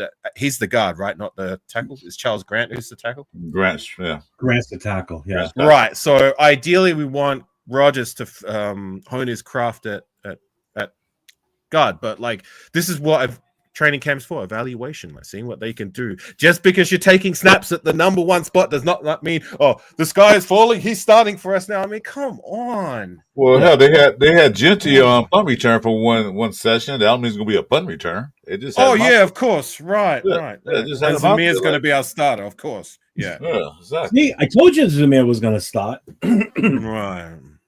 But it's like I said, it's talent evaluation. Okay, this is a new regime. They've never seen these guys practice together before, so they're trying to evaluate the talent that was already here on this roster. So they want to see what these guys are like in person. Now, there could be a legit motive or legit move of putting JPJ at guard, and I understand why, and I am not against it. I still say that he should be the center, but with his physical stature and his aggressiveness, him playing at guard, he can be more versatile at guard than he can be at center, because at center, that's your position. You're solidified in the middle, whereas guard can have a little bit more freedom. You can get to that second level faster to extend the blocks. You can be pulling, which if they're going to do any type of pulling plays where the guard and the tackle go, he's the type of guy you want. You want that aggressive and nastiness of that lead blocker being him.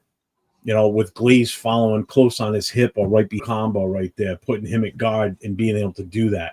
I get it. If that's what their plan is, it makes. And it could also be a simple thing of when they break the huddle, playing what position when they get up to the ball until they're up to the ball. Goes to center for this play. But the play before that type of way that Chip Kelly's designs is guessing. And that's the best way to keep defenses honest, is to keep them guessing every fucking time, And it might also be another thing I said is them trying to recreate Highway and Gene Upshaw. If you're pulling, it's not the end of the world. A lot of these people are just doing this shit for clickbait. That's the fucking right. No, I appreciate your insight on that. I guess when you said, like, there's no way JPJ is not starting. Oh, he's a starter. There's no. You would never want to sit him. No. More than like level, right? So I don't know the X's. I don't know the. Yeah, I mean, I don't claim to be an expert on it, but when you just on that stuff, because I don't know, I'm gonna jump in and I'm gonna call bullshit, or I'm gonna agree with you, on whatever the take is at that moment. Because I can only go. I played offensive line and I played against defense, so I know what is an offense against that defense. So that's how I look at it from my standpoint. Just like I'm not going to try and give you what wide receiver should be running this route and that route. I don't fucking know. I'm not a wide receiver. Closest I ever got to it is I played a tight end in high school my senior year. That was it. And primarily because I couldn't catch the ball that well. It was for the extra blocker on the line. That was the only other reason. So, hey Jeff, I'm going to get going because Beth is live, and I said that I'd pop in on his show, cool. and I'm going to do that quickly before I got to take my dog out, so I'm trying to fit everything in. But I appreciate you having me on, Jeff. No problem, Rafa, man. it's always good to see you, and Chris, you take care. Everyone in the chat, I'll see you. We got to get some Tecmo going, and I got that game installed. I played it a little bit. I got to play it a little bit more. Oh yeah. Well, next week, maybe early next week when I'm not working. If you want to tee up sometime, even if we're not on stream, just hit me up. Yeah, hit me up too, because I got a kind of busy week. The next few weeks are going to be kind of jam packed for me coming up. Because I got a lot. Look, life keeps us busy. If we find time, we'll find time. If we don't, it's no slight on anyone. It's just it's all good. It's all good. Yeah, just hit me up on Instagram and we'll figure something out for sure. All right, gang, you take care. Anytime, later, brother. Anytime. Much love. Later. So Jason says your interior offensive linemen have to be interchangeable. Now Chip is going to run a tempo offense, so it's important the backup center can function with the ones. Very important when running tempo. Absolutely. What do you say? Parian needs to work on holding for the field goal kick. It might be his best position. I don't want him touching the ball either at all. No, you can probably still fuck put the laces the wrong way. No way. Designated cutback plays into the clear bodies is the only reason. Saying Meredith is competing in my, but yeah. See, that's why I'm not against having to play guard. If that's where they put him, that's where they put him. It's for a freaking reason, and if it's a smart move, I think it's a really smart move. But if we're talking about Chip Kelly, I mean, can you imagine this? Tucker, Thornton, Bowers, Meyer with Geno Smith throwing and Jenkins out of the backfield. Scary offense. Because we will have this. I love the fact that they just. I was telling about like the wide receivers, running back and quarterback under Chip Kelly's system. I was talking about Chip Kelly's system along with Pete Carroll. Yeah, I was talking about areas of interest to see what Chip Kelly is going to do because he's a proven creative offensive mind. He does with Bowers and Mayer, but they're not worried about it because he has an offensive coordinator causes they're worried about all the coordinators to see that because those offense by Chip Kelly, those two great because he was started at Philadelphia Eagles. And after that, he got the full roster control.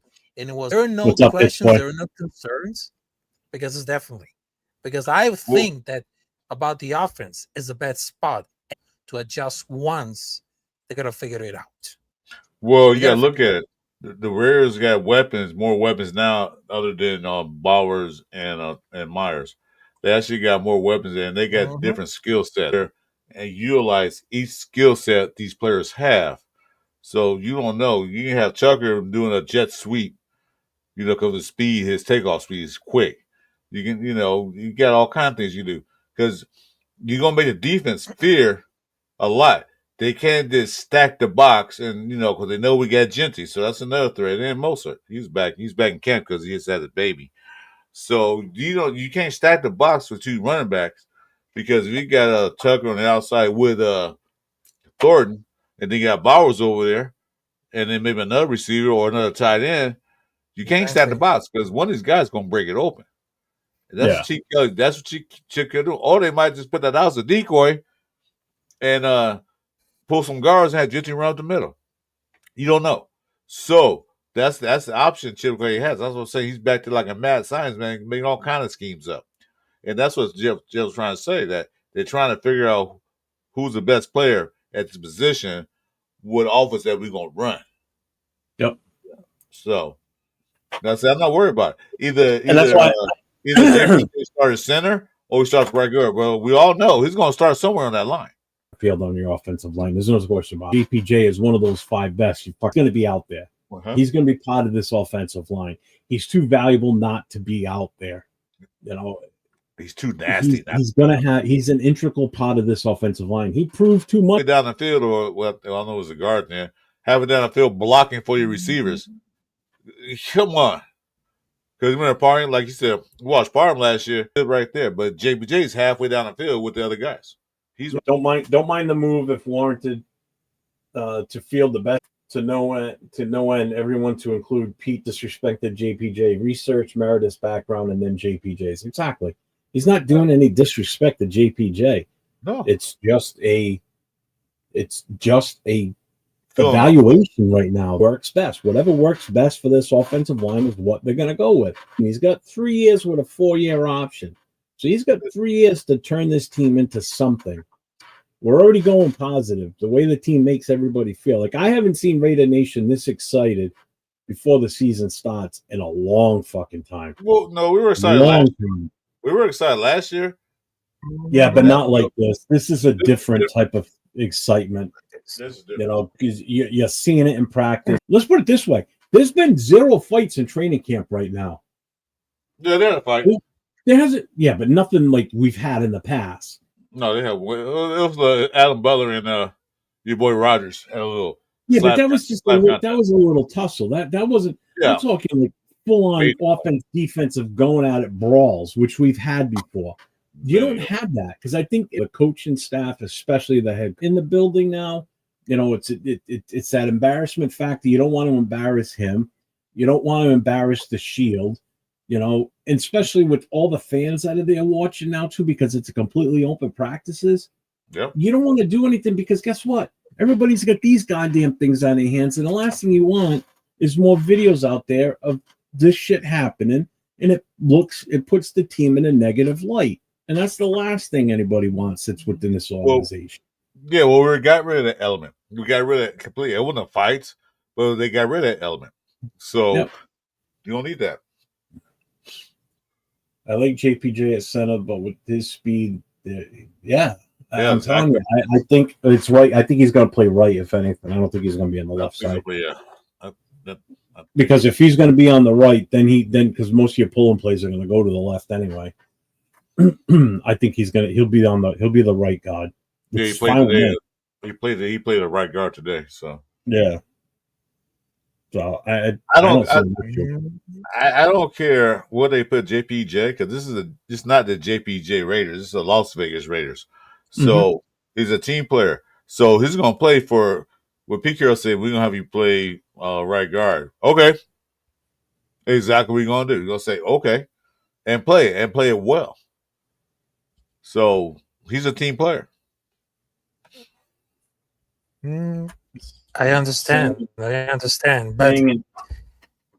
saying an undrafted free agent is by every team, including the Raiders, is competing with one of the top linemen of his class that won top awards at center is a diss too, in my opinion. I get what you're saying. Yeah, but again, I'm not worried about it. AJ2K. What the fuck is AJ2K? I have no idea. AJ Cole? I don't know what that means. I don't know. What do you mean? You got me. I'm old. I don't understand things. You got me befuddled. Pit Boys got me befuddled. I don't know what the heck that means. No, me neither. But in the case of Jason Powers Johnson, I mean, they're moving guys around the town because it sounds like Meredith, it will be like the backup center. So having each like center practice with both quiet and smart in case someone down go with injury. But this is more coaching because that's what we're having a hard time understanding, because it's something that we haven't seen for a long time. And Jackson Powers Johnson should be the day one starter. It sounds like Pete Carroll is implementing different scenarios from the get-go. If Meredith could be the backup center guard throw, he's never playing at center, then Parham's either a locked left guard or it's gone. Because they will love Meredith as a left guard since he's morphing like a position that's Bert's head to, which is pause between left guard and center. And Meredith could be like a lot for the left guard. But in this case, next to him gets injured. And Meredith could be like a decent backup center. But I don't want to hear like anything like similar to Parkham. But may the best man win, because I'm gonna be like really surprised at all. And I will say this one, Jackson Powers Johnson, he definitely builds like a team player, because we probably see like another moves, but I'd love to see that. But look at it this way. No, they're trying different players, different positions. The only person they ain't tried out, of course, is Kolton Miller.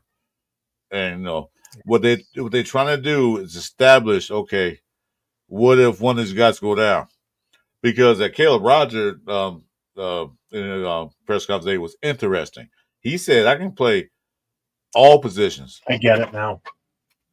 I get the AJ 2K. Ashton Genty 2000, just like CJ 2K, Chris Johnson. Okay, He just said Chris Johnson. I get it now. Got you, hit boy.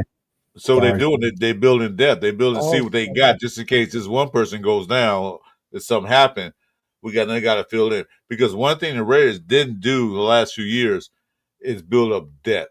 They had one person go down. We took a big drop off when the other guy came in. Big drop off. So if this guy can play all 5 positions on the line of scrimmage, he's more valuable than the guy that only can play one. So, like what Roger said, go ahead. No, go ahead. Go. No, like Roger said today, you watch the press conference. He said, I can play. I didn't play center that much, but they put me on center right now to see what I can do. But I can play left guard, left tackle, right tackle. I can play all 4 of those positions. Center, I didn't play that much. So they try to see what he got at center, just in case they might need him in the future. I like what they're doing. That tells me 2 things about him playing at center today. That's also telling me that he's too valuable, or he's potentially too good of a player to not be part of the starting 5 on that line. Because if they're going to move JPJ to guard, they got to find a center, and if they're trying out other guys at center, they're looking for the best possible guy that they have on this roster in order for JPJ to move to guard. So if it doesn't work, that they can't find someone as good as JPJ at center, or almost as good, then you're going to see probably JPJ go back to center, and then someone else is going to play right guard. Yeah. So that's just telling me that they think Caleb Rogers is that good and can play this position. He said he felt comfortable with it. Yeah. They didn't have any negative feedback to him, so that's a good thing. Only he said, I don't know the answer to that question. All he said was, I didn't play center that much. He played some at the Senior Bowl, I think it was, or one of the bowl. Yeah, he said that. He said it was in the Senior Bowl practice. Yeah, he played a little bit, but he had no problem with it. He just hadn't played that much, so they're trying him out. What's up, Time? Welcome to the channel. He says, I have one question. How far do you think Geno Smith is going to take the Raiders? He could be the answer at quarterback for us for the next few years, where he gets us to a bowl game within the next 4 years while Pete Carroll's here. It's possible. We put the right pieces around him and keep him protected with the line. Yeah. Why not? If he can get it's not like he doesn't know how to throw the ball, or he's not talented. If he can get a double digit wins and gets to the playoffs, okay. There we go. See, JPJ is a truly big Ducks fan, and he's my guy on offense. I love the guy. I like that guy. He's my favorite player, new player on this team. No two ways about it. And I just like his aggressiveness. This is what we've needed. We've needed that guy that just you look at him and you see he looks like the nicest kid in the world. Like he looks like he's a complete dork, but when you see him out there practicing and in games, and he's just got this ferociousness about him. He's one of those type of guys that's got that switch. He can go from Mr. Nice Guy to I'm gonna fucking eat you alive type of guy. How many players have you heard of in any game, anytime, history, whatever, where the referees go to the sideline and say your guy is playing too rough? I never heard that before in my life, ever. Your boy John Powers is playing too rough. What? I never heard that. So that tells you something about him. I knew what you meant with the flag because I remember Junior saying that to Tony. He never had the making of a varsity athlete. What the fuck? I told you not to say that. Anytime referee said that on sidelines, you can see his character right there. He's playing too hard. Okay, good. That's what we want. Ow. We never had that tenacity before. Well, we had it, but we had it so long.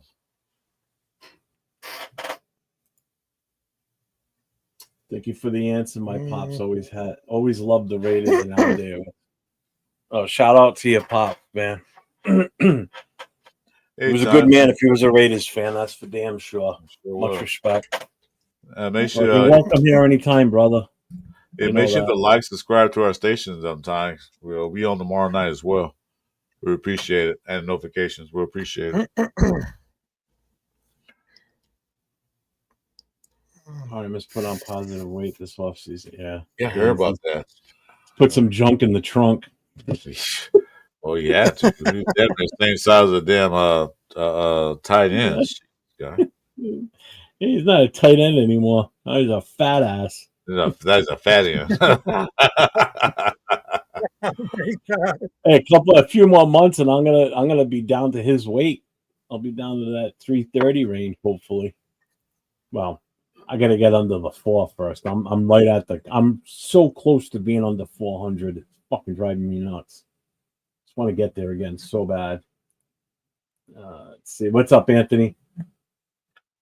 I'm a coach for my son's Pop Warner team. First scrimmages tomorrow against Marietta. Oh, well, good luck to your kids' team, man. That's awesome. Oh, Moreno Valley. Oh, that's good, man. I know Moreno Valley is. Yeah, that's up by you, isn't it? Yeah. But it's not by him, but yeah, I know it's a little south of me. Yeah. Let's see. Question from Arnie Gaza.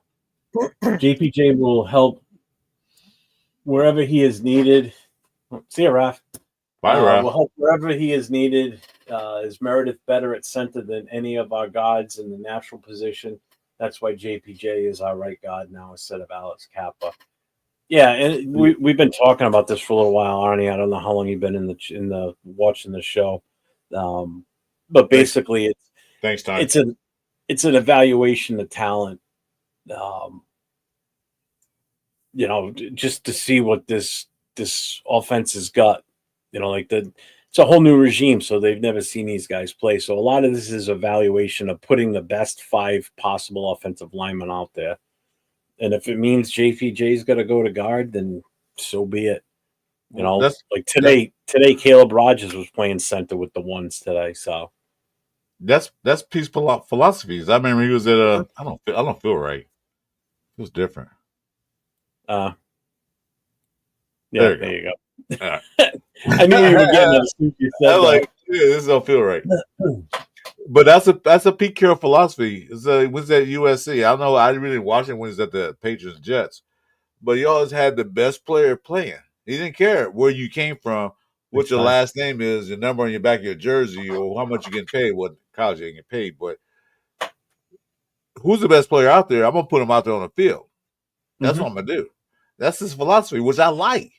We're gonna start this quarterback because we pay him so much money.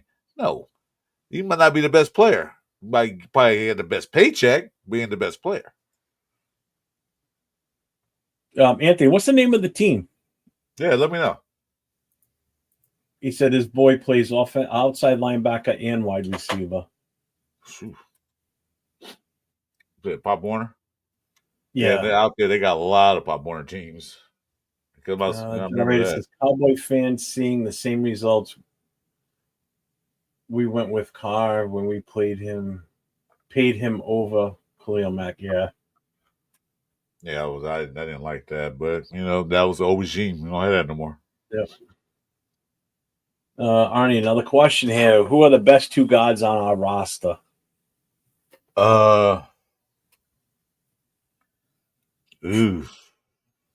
I'm going with JPJ.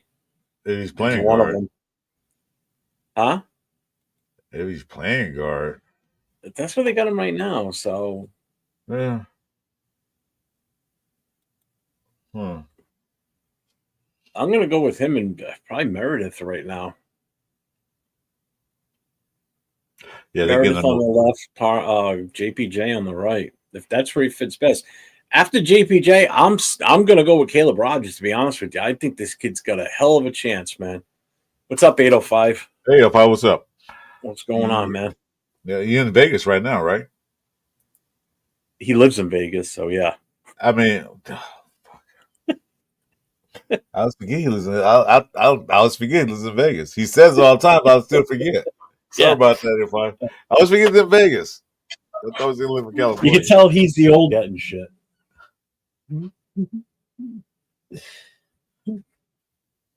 Yeah, I don't know. Leo should already be there. I know Nate's there. Yeah, exactly. Yeah, I know they're all heading there too. Yeah, tomorrow. Man, you lucky bastards tomorrow. Yeah, this ass. Hey, maybe Tom Brady will be there tomorrow too. 805. Aha. We play against 3 different cities teams tomorrow. 10 plays on offense, 10 plays on D. Then rotate to the next team. Oh, that's cool. The Moreno Valley Mavericks. The Mavericks. Hey, Pi, I don't know if you heard earlier. I want to thank you and your favorite player, Adam Butler, for eliminating for breaking his foot. I want to thank you personally. You're trying to give him another. So, Time, do you live in New England? That means you must be a Pats fan then. At least a Pats fan, but maybe not live in New England. Chris, that was always the philosophy of that Mountain. Oh, James Firpo's in here. What's up, James Firpo? Must be break time.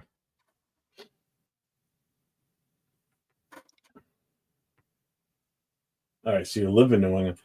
So you're going. I live in New England myself. I'm in Rhode Island. I don't know what state you're in, but I live in Rhode Island. I'm actually.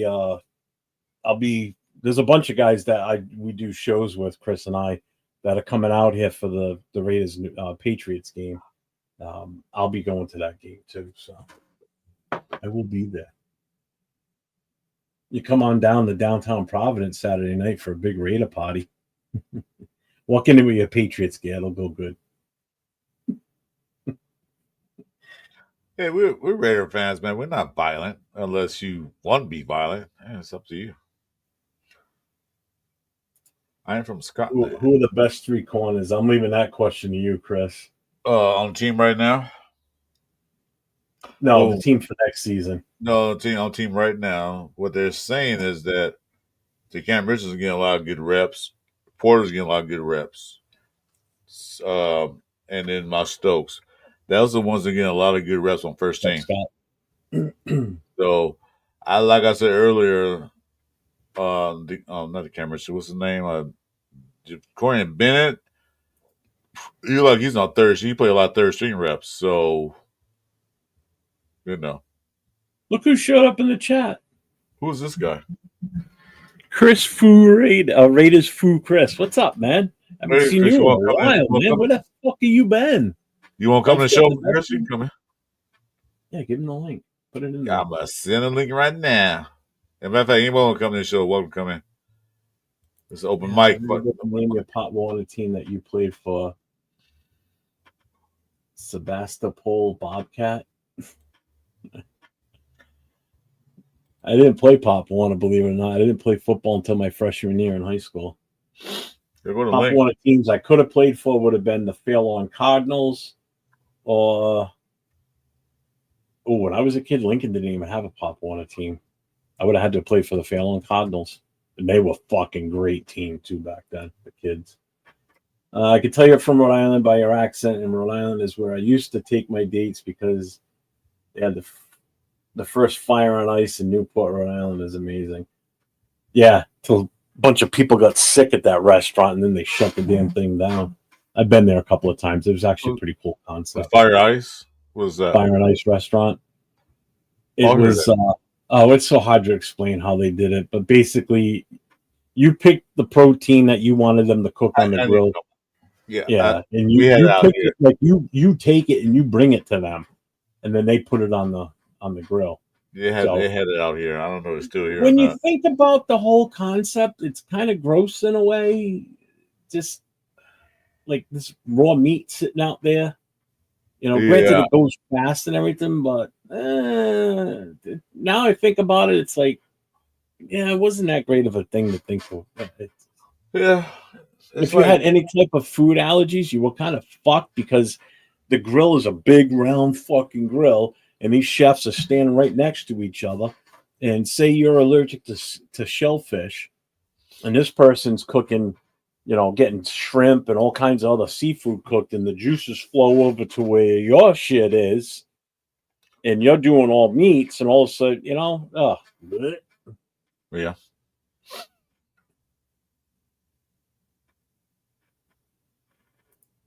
Huh. Mongolian grill. I've been to a Korean barbecue where they got the little grill thing in front of you. You got plenty of those on. Not a hibachi. We're talking about a little grill that's literally like it's built in a table, like a foot, 2 feet by like 1 foot by 2 foot. Yeah, in the middle of the table for 4. It's a Korean they just won't put the raw meat down on it. They built right in the table, and then it's inside the table. Yeah, it's just built in. That's where I had cow tongue for the first time, and it was fucking amazing too. Which Christmas starter is the most likely to fail and get replaced by a rookie or a depth chart competition? Well, he came up with them. Arnie girls are always coming in with the questions, man, the good ones too. Wow, whoa, man.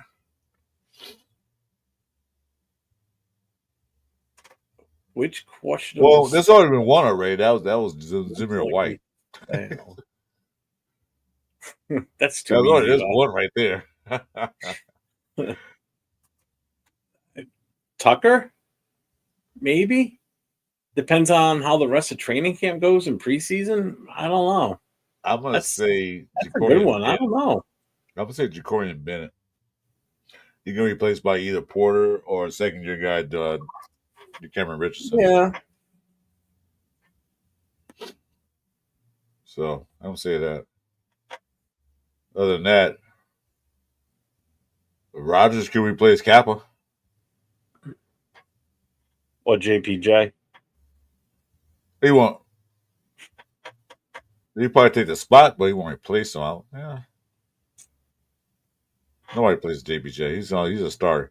The 3 stars on our line of scrimmage is going to be Kolton, JPJ, and Glaze. Those 3 are going to start. Where JPJ going to be guard or center, he's still going to start.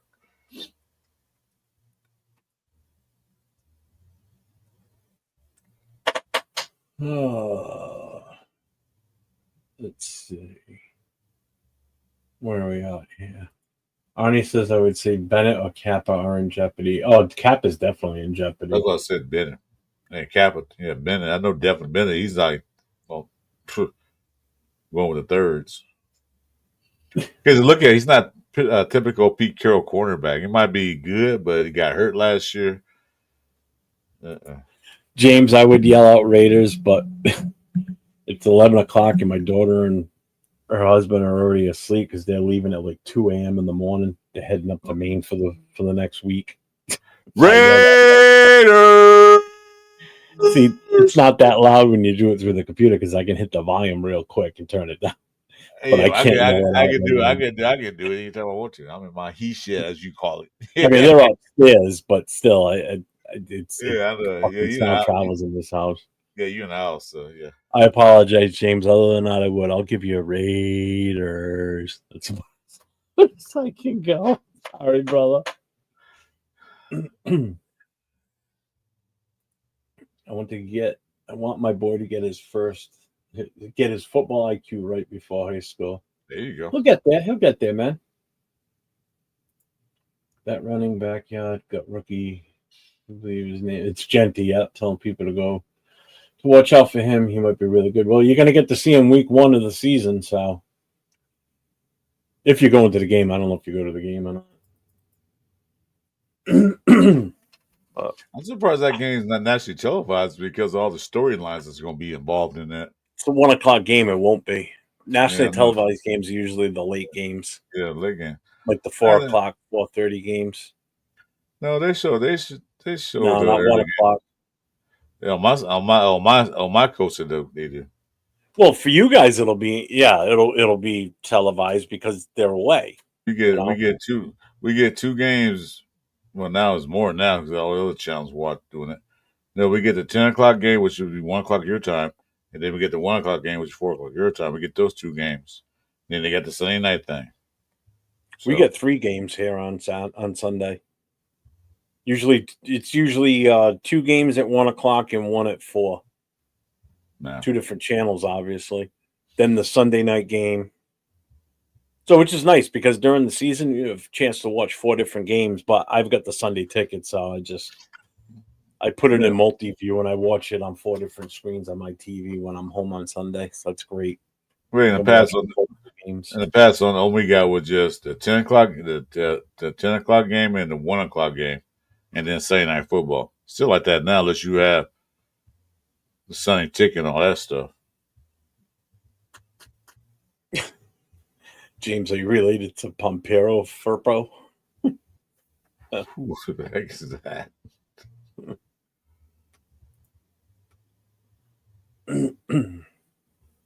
Well, that's kind of winding down.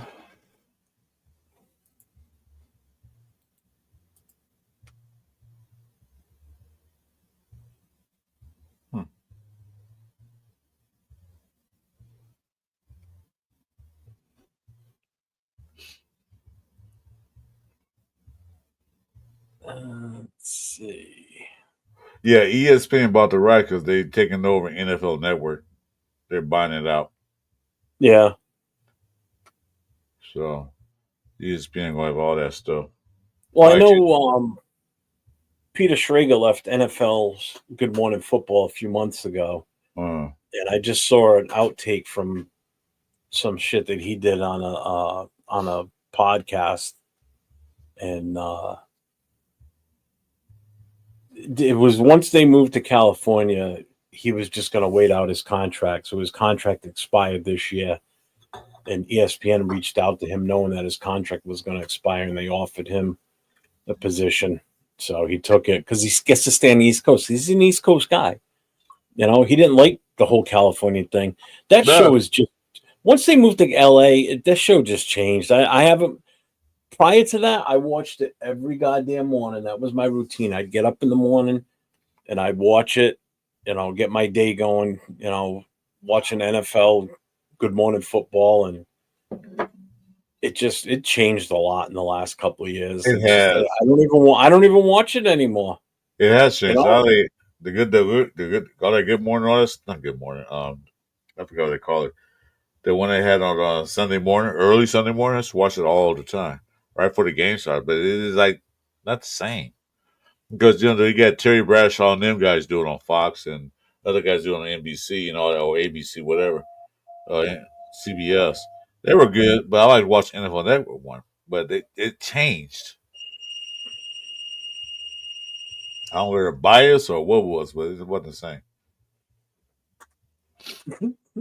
He said my pops will kill me with that Raider call, and back then the Patriots will call the Patsies. I call them Patsies. I call them the Pathetics, the Cheatriots. Yeah, and that's the other that's why it made me think of this, what Bueno just said, because now Schrager is going to be part of that NFL media again by default because he's with ESPN. So it's going to be cool to see what happens with that. You know, what type of shows they keep and get rid of and change around. So it's going to be interesting. Y'all see what they're doing now? They firing people and letting people go, so you know they changed. That was Fox. Fox let a shit ton of people go. Oh, it's Fox. Oh, I know one of them. I know one of them channels like got rid of a lot of people. Like, damn, what do you guys clean the house? ESPN ain't going to get rid of anybody right now because they just took over the NFL one, so they're going to integrate a lot of those people. Well, please, you guys only won a Super Bowl because fucking Bledsoe got hurt. If Bledsoe never got hurt, nobody would have even heard of fucking Tom Brady. Tom Brady would be an afterthought. Yeah. That's the only reason. Yeah, sure. If it wasn't for Bledsoe getting hurt, he'd be screwed. Yeah, fuck Shannon Sharpe. I hate Shannon Sharpe. That's my annoying fuck. I like Sterling. Sterling's a cool guy. Shannon Sharpe. He's talking. There's 2 Raider haters lifelong Raider haters on the fucking that were part of the Broncos. It's Tom Jackson's one of them. Yeah, he was the worst. He hated still even when day. we were phenomenal, in the early 2000s when Gruden was here, he wouldn't favor us to win a game if you fucking paid him. It was fucking horrible. Even though we were that good, he just hated us. He hated the Raiders. To this day, hates them. Oh, he hated the Patriots too. Tom Jackson was such a dick. And Shannon Sharp too. He's another one. You know what it is? You look back at the years that we had against tight ends, and I say this all the time, that we've historically through the years been horrible against tight ends.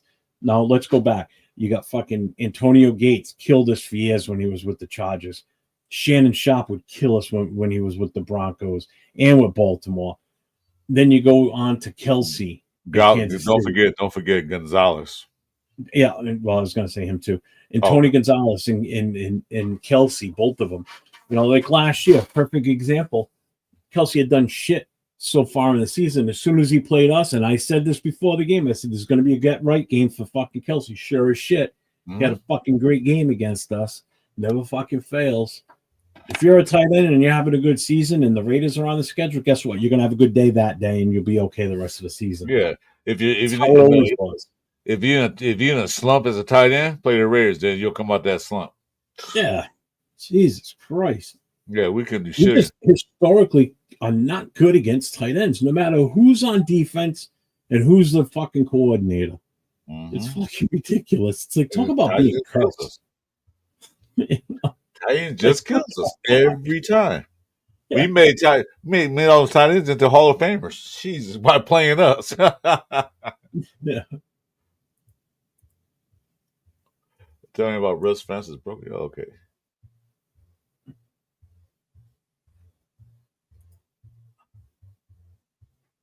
No, Michael's on your channel. Whatever. You can have him.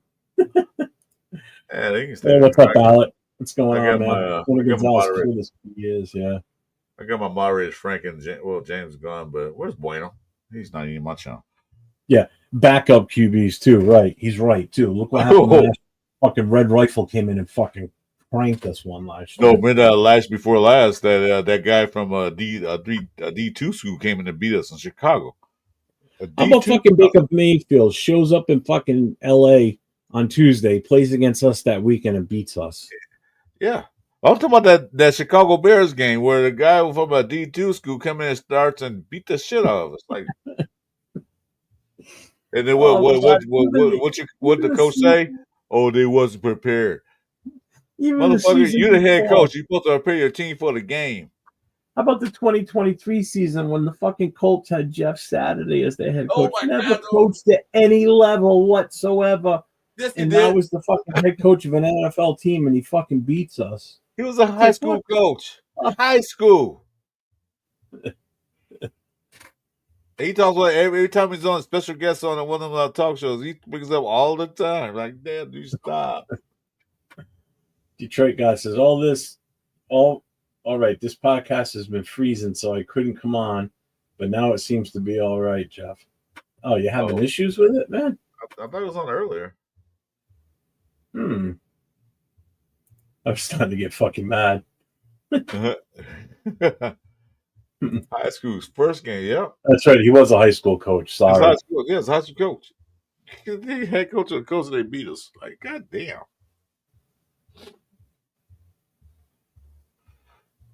I think so. I don't remember if we were in the playoff hunt that season. Probably not, because it was McDumdum that was the coach at the time. Raiders also neglected the linebackers. Yes, you're right. It was absolutely disgraceful. Detroit, I thought it was a connection. Also, it's everybody's having connection issues with us. Okay. That could be the reason for the low numbers tonight. What the fuck? It's funny that you're talking about all these tight ends and my because I noticed in the greatest title. Yeah. I noticed one thing because we were talking. I noticed that the number watching it went from like 9 to 0 and then bounced back up again. Yeah, so maybe it's the string.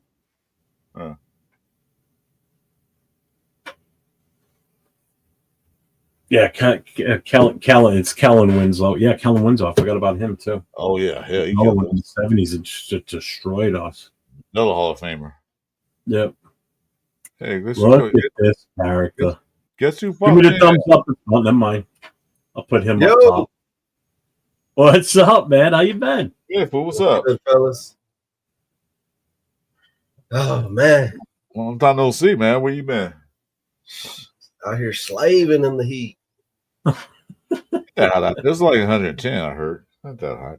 Yeah, nah, it's a little light work out here in Vegas. Yeah. I know, my bad, bro. I've been MIA. All good. All good. All right. No. We're always here on Friday nights, man. Feel free. You know we're in here all the time. Fuck Yes, sir. I was like, let me see if these guys are on. Yeah, we always on Fridays. Well, we added to our Saturday night show now. The last call podcast. We have a third guy on the show hosting with us now. Oh, okay. It's Nice. Chris and myself, and then we added Jason Downs. Oh, okay, Jason Downs. Yeah, you know, the only fan guy. Yeah. Yeah. Well, a couple of weeks ago on the 19th of June, I had a summer barbecue for the Black Hole chapter in New England, so I was a couple hours away from home. And I told Chris, I said, do what you want to do on Saturday night. I'll set the studio up and everything, do what you want. So he's like, yeah, I'll bring Jason in. So I'm like, all right, that's fine. I said, I may pop in on the way home because it's a 2-hour ride. But I was listening to the show from the time they started before we even left the place. And I was listening. I'm like, man, they're good together. So I said to Chris that night, I said, what do you think about adding him on Saturday nights? Chris was like, I fucking love it. So we did our first show last Saturday night, the three of us. Dude, it was awesome. Yeah, it was. It's such a better show with three of us on there. Especially the way we kind of ran it last week, where I was like kind of like bringing up the topics and letting them two talk about it more. Because Jason's got some great takes, and so obviously so does Chris too. Because Chris wouldn't be doing what he does, if he didn't have good takes and good input. But now having Jason on there too just added another whole dimension to it. It was a good show last week. Mm-hmm. I'm looking forward to it once the season starts, man. Yeah, I saw you guys had the Violator on too, right? Yeah, Chris and I interviewed him. God, what was that? About a month and a half ago now. That was back in early June. Yeah, it's been a while. That was a blast. That was probably one of the most fun shows I've done. Yeah, you were gay like a little kid, man. He was so happy. He couldn't wait. Yeah, I'm not gonna lie. When I first seen him, I got a little starstruck too. I ain't gonna lie. I asked him for a photo and everything. Yeah. I mean, I've never met him in person. I was kind of hoping he was going to come out here for week 1 game against the Patriots, but he's not. So, but yeah, I seen him last year at the LA game in against the Chargers. Yeah, he was over there. Black Hole was deep over there, but last year wasn't a good year for us. Yeah, I saw him. I saw him in L.A. when he was first starting out. It wasn't a Black Hole then, so that's why I met. That's why I seen him. I didn't meet him, but that's why I seen him. And I told him, "Oh my God!" And I saw you, like, damn, takes a lot of guts to wear that stuff, and he wore it proudly. He didn't even care. He blew up, man. Blew up. Yeah. So anybody that's still in the chat, make sure you get over and hit that thumbs up, notification, subscribe to Chris 4 Raiders, and then you got Raiders Foo Chris. He does have a channel. What are you going to be doing this season? Are you streaming from your channel, Chris? Shoot, man. I've been saying that I'm going to start stuff, but I've just been procrastinating a little bit. But I think now that the season's getting kicked off, I'm going to start doing little shows here and there. We'll see. Maybe little shorts and stuff to start off. Well, you can stream from your channel right now if you want. Oh, yeah. And they'll put corner up there. You see stream. Let's go and stream. I remember last time I tried it, it was like, let me see. I don't hate spiders. I hate spiders that bite me in my eye. Oh, well, he just disappeared.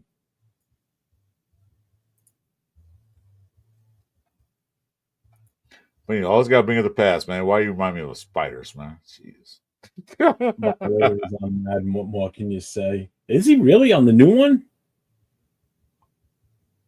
Or was it on the 2025, the Madden 25 one? Because it was on the Madden 25. I didn't see it. I didn't see it.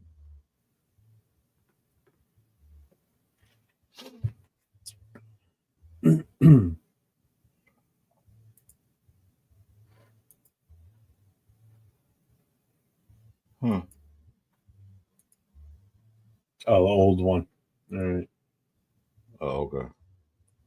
Chris, I cherish our off-season shenanigans. I mean, too, but I love when you come in the channel, man. It's always fun with you, dude. Always.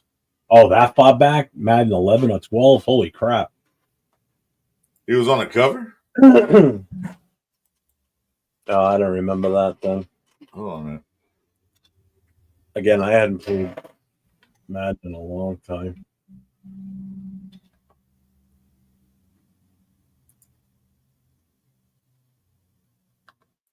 Where am I? What time do you want to go on till tonight, Chris?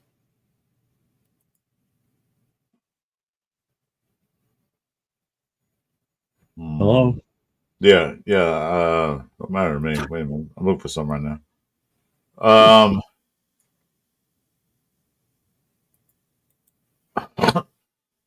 There we go.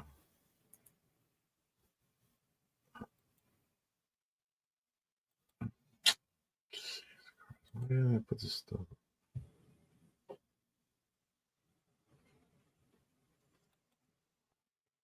Sorry. What year you say was on cover? 11? 11 and 12. 11 or 12, he said.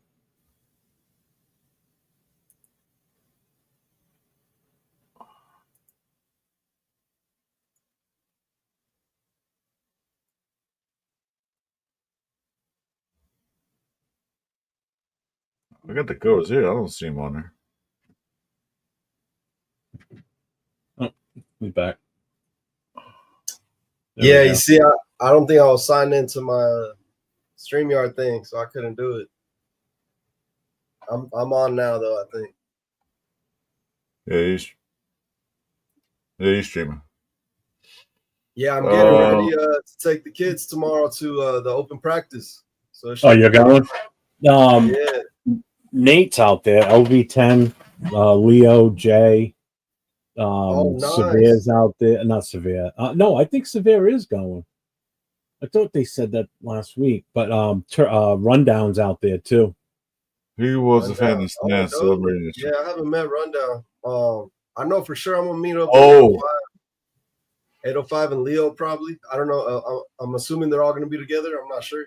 Yeah, they're gonna be hanging out for sure. 805 was in the chat earlier. I don't know if he still is or not. Oh, Frank, he was in the game itself. Okay. So when you play the Raiders at home, okay, I got you. All right. Who's he talking about? The Violator? Yeah, he was actually in the game. I thought he was on cover. No, he was actually in the game. When you score, you'll see him. Yeah, so my kids are all hyped up right now, talking about, are we gonna go see the Raiders? They don't know it's not a real game. They some little youngins yet, but yeah, they won't know. Oh no. I mean, the big thing is they're going to be inside the stadium, and it's going to be a whole experience. They haven't been in the stadium before, right? Yeah, I haven't. That's going to be an awesome experience for them. How old are they? My son's about to turn 5, and then my daughter's 3, so they're still kind of youngins. I do want to start taking them. 805 just answered too. He says all of them are meeting up with us at Parkway Tavern after the practice. We'll be there tomorrow.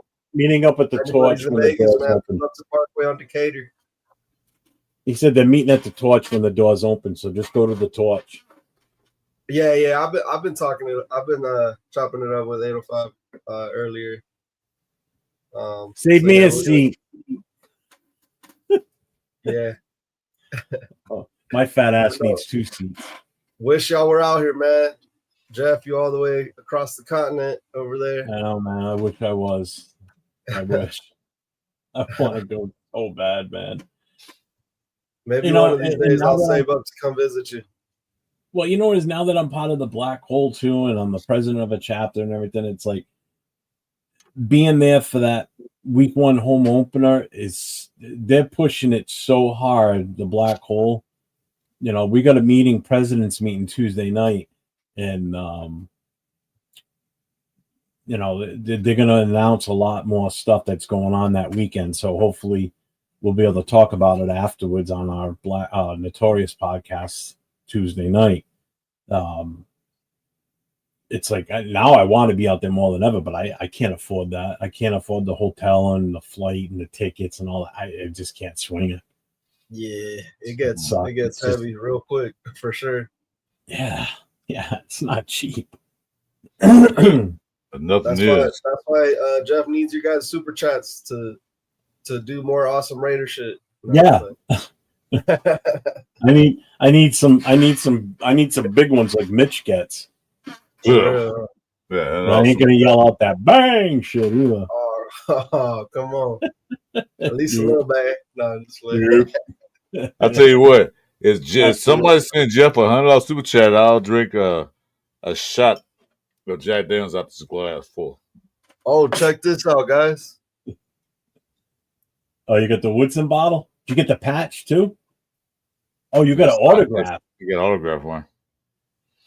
Nice. Sweet. Oh, that's not the Black Hole one. That's an original bottle. They had these at this liquor store right by the Raiders training facility. Yeah. I got them. I got like 3 of them for Father's Day. I got some for one of my brother-in-laws and one for my pops. So nice. Yeah, they sold those or give pros. Frank Weber, yes, I will. Well, the game plan for that weekend, as far as YouTube shows go, on Saturday, obviously I'm not going to be home to do the Saturday night Last Call podcast with Chris and Jason.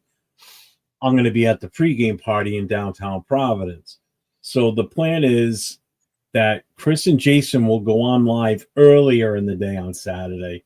So they'll be on around 5 o'clock my time, which is 2 o'clock West Coast time. And every now and then I'm going to be jumping in into the show on camera. What's up, Raider Pete? Jumping into the show on camera and doing like a live reporting from the location and talking it up with people. You know, certain people will come on and I'll ask them certain questions and shit like that. On Sunday, Chris, I haven't even talked to you about this yet. On Sunday, if you and Jason do a pull up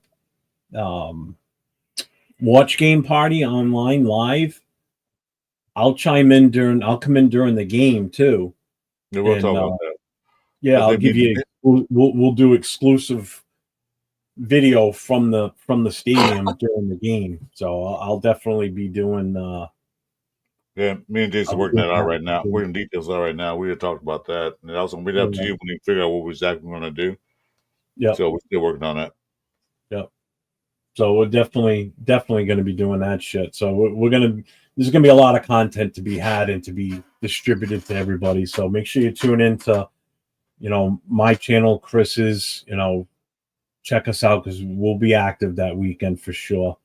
And not only that, on Saturday, I'm going to be with Leo and LV10. Turf's going to be here. Raider Will from the Denver, Colorado Black Hole chapter. He's going to be out here. Mike from Raiders Against the World is going to be out here too. So yeah, because it's going to be a big weekend. The Saturday show is normally out. It's not going to be a pull-up show like Friday nights are, but on that day there'll be a pull-up show just for content creators only, like you, Leo, and all those guys. They can pull up. And the day of the game too, that'll just be a regular show. If anybody wants to come on, who gives a shit, So, yeah. Yeah, that sounds cool, man. I'm so excited. I can't wait. I got a busy ass week that week, man. So I don't know what I'm I'm probably not going to be on many shows at all during the week. Probably do the Raider Connection one because that'll be the last time that the four of us are all together. Well, not the last time. Let's put it this way. When we get off the air on Wednesday night, the next time I see any of them is going to be live in person. So I'm going to see Nate the next day because he's flying into Boston on Thursday. I'm going to go up to Boston, pick him up from the airport. Nice. And then, the wife and I are going to go up there, pick them up so they can put the luggage in the car. And we're going to sightsee a little bit around Boston. And then we're going to meet up with the guys from the Denver Black Hole chapter. We're all going to go out to eat. We're going to hit a cigar lounge nearby. So then I'm probably going to do the same thing on Friday night, too, going up there. Because a lot of people are staying up in the Boston area. Detroit guys, you can't pull in? Won't let me. Huh. Yeah, Nate's a good dude, man. I met him out in Bakersfield. He's a real cool dude.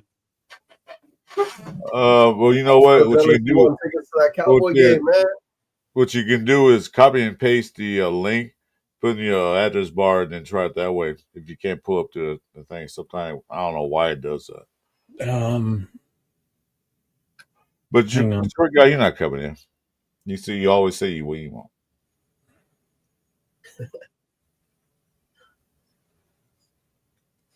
Detroit got it. We friends on. We follow each other on Instagram. I can't remember now. I get so many people that have added me lately. My Instagram's just gotten so jam packed because I've got so many people that have been reaching out to me since once we started talking to the show, man. Appreciate you. Thanks for coming in.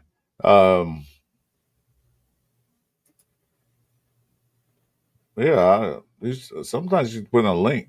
What's up, Drive Shot? Then put it there and see if it brings you in.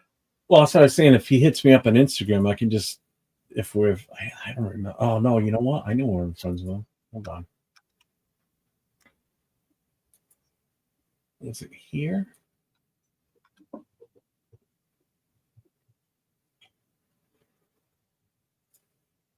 Yes, sir. I got him. Hey, Josh, make sure you like, subscribe, and hit the notification buttons on both our channels and Chris' food channel, too, as well. Help us out. The more, the better. Yeah, I seen your channel growing a bit, Chris 4. Huh? I was checking you out now. You on the way up a little bit? Yeah, a little bit. It's creeping up there. A little something. That's good, bro. Yeah, well, I started selling the off season when everybody was still wondering what's going on. So when season started, really gonna pick up. Oh yeah, appreciate you, sure. I appreciate you. Yeah, man, I got a little excited when I seen the little preseason game yesterday. I was like, man, we back. Detroit guy, go because it was on Facebook. I think we hooked up recently. I just sent you a PM there. That's the link. So try it off of that. That should work. Yeah, our little game was kind of sucky yesterday, but it's still football. Yeah, it was a little boring. I ain't gonna lie. Kind of boring too. It was really like, yeah, but those games are always like that. Man, I didn't expect much out of the game. Bro. They got I didn't expect much out of it. Backups. Plus, we wasn't playing, so I could really care less who won. Oh, Drive Shaft. If you like what you see and hear, man, definitely subscribe to all three channels. All three of us are streaming right now. You got Chris 4 Raiders, not to be confused with Raiders Foo Chris, and then you got myself 401 Raider Jeff. Subscribe, the notification, give the thumbs up, man. Chris and I are on every Friday night together doing this show. Then we're on Saturday nights doing the Raiders Last Call podcast with our other co-host along with us, Jason Downs. And Chris and I have a new show that we started a couple of weeks ago. I don't know if you saw about that. We do. We've got a Monday morning quarterback show that we do, the two of us. I don't know if you've seen that one yet. We just started that a few weeks about ago. Quarterbacks or what? Post. It's basically we're getting a show start for post game analysis of what happened over the weekend with the Raiders. Oh, okay. Somebody says you're a Monday morning, stop Monday morning quarterback, and meaning don't second guess everything that happened the day before when you don't know the whole set. You know what I'm saying? We're not talking about Monday morning quarterback. Because we're gonna have Jeff is playing better, but basically we're gonna have a MVP and an MUP. Mm-hmm. So we're gonna most valuable player and most unvaluable player. Yeah, I was thinking about doing something like that too, like where I break down my favorite plays or something. But we'll see. Is that Detroit Gardner?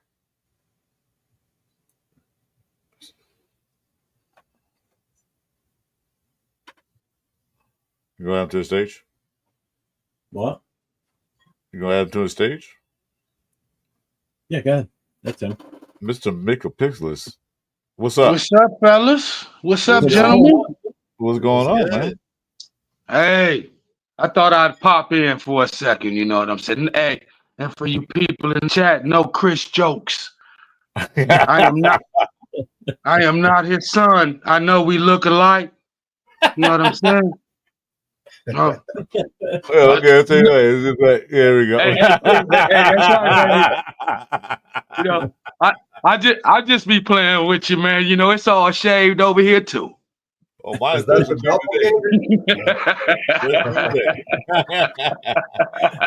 hey, brother, hey, welcome to the show, man. Hey, that's what the show's all about, man. That's why we have a pull-up show, man. Come on in, spit you. Yeah, that's what we want to do.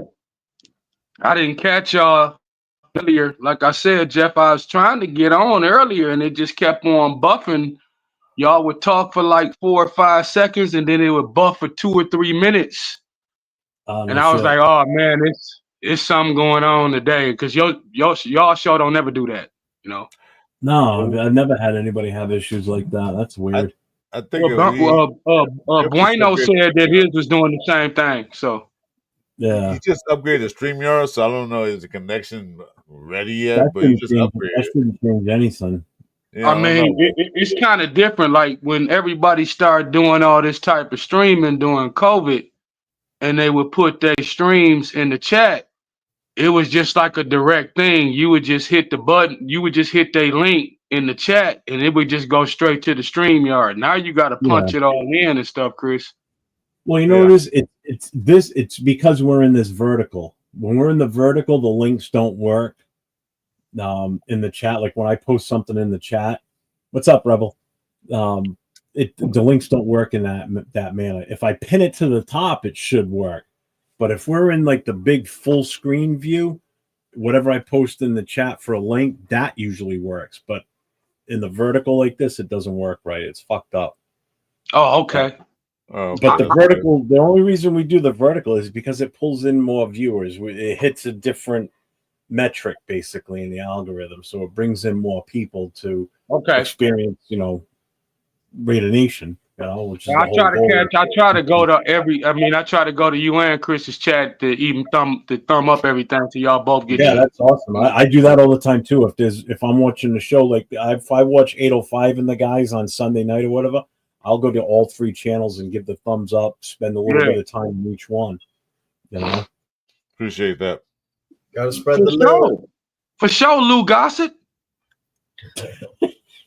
Lou Gossett Jr. What's up, Matt? What's going on, man? Oh man. Hey, Jeff, Chris got it down. I'm telling you, he could sneak us through the red carpet. All he got to do is say Lou Gossett. He'll sneak us right through the red carpet, man. Yep. So these guys are with me. That's funny. I see you in the chat, Bueno. I am not a 20-year-old version of Chris. I see that. Bueno for you. You'll put it out there. I'm 50. I'm 50, Bueno. So you need to, you know, get to the gym. So he couldn't be my son because I mean I had a kid at 11 years old. Yeah, I'm too close to you. I'm too close. Oh man. I can be his little brother. You can do that? Yeah. And Chris, you know, and Jeff, you know, you just my brother from another mother. I will be down there, Jeff. My birthday time. That's right. You're coming down for this game, right? Huh? Are you coming down for this game, the Patriots game? I'm gonna be down there September 6th to the 10th. Okay, all right. Dang, what's your birthday? My birthday's the third. My birthday's the third. Remember who? Yeah, I knew there was someone else. yeah. My birthday's the 9th. Oh, Virgos, baby. Yeah. Virgos. Where are you? Are you staying in Providence when you come, or are you staying up in Boston? Boston. All right. I ain't never been there. All right. If you're staying in Boston, there is a train that goes from Boston to Providence, and the train station's like 2 blocks from where we're going to be on Saturday night for the pregame party. So I hope you make it down for that. It's free entry. Doesn't cost you anything to get in. You're on your own for food and beer drinks when you're there. So I don't drink. I it's don't even better. drink. It's even cheaper night for you. So I don't drink I either. just drink pop and Faygo, homie. But I do get high. Nothing wrong with that. I'm sure there'll be plenty of people there that'll be doing that too. You won't be alone. Yeah. You'll not be by yourself. But You see that? Yeah, we do. We go on the road with each other everywhere we go. Right here, we go on the road.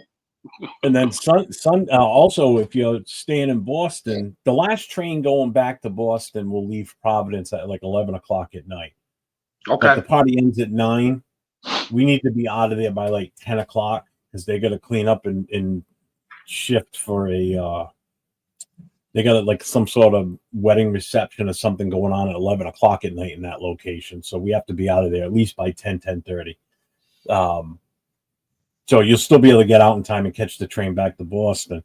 That's what's up, man. But on Sunday, you can go to the same train station and take a train right to Gillette Stadium, so you don't have to worry about driving to either location. The train. I want you to take me to one of them good restaurants down there, man. Well, it takes you right to this. It drops you off right at the back of the stadium. And good thing is it's an early game, so you'll be out of there by like 4:30. You won't have to fight with traffic. You just walk to the train, get on the train, and you're gone. And it's super cheap. We better beat the hell out the Patriots too. I'm gonna be mad as hell. Hell yeah. You are gonna beat the hell out of the Patriots. Chris, I swear. I mean, like I said, in order for the Raiders to get to 10 games, you gotta win the trap games. I understand that the Patriots done set themselves back up for a little bit of success, but they're not better than we are. And these is the games that you got to come in there and you got to win. You got to win these damn games that you're supposed to win. Exactly. Mm-hmm. Exactly. Because that's one thing Raiders didn't do these years. The games they're supposed to win, they get their ass kicked. Exactly. Getting beat by high school coaches and shit like that. That even affected the record on that season that we could have made the playoffs. Yeah, then teams that they ain't supposed to be, they actually win, and we all celebrating.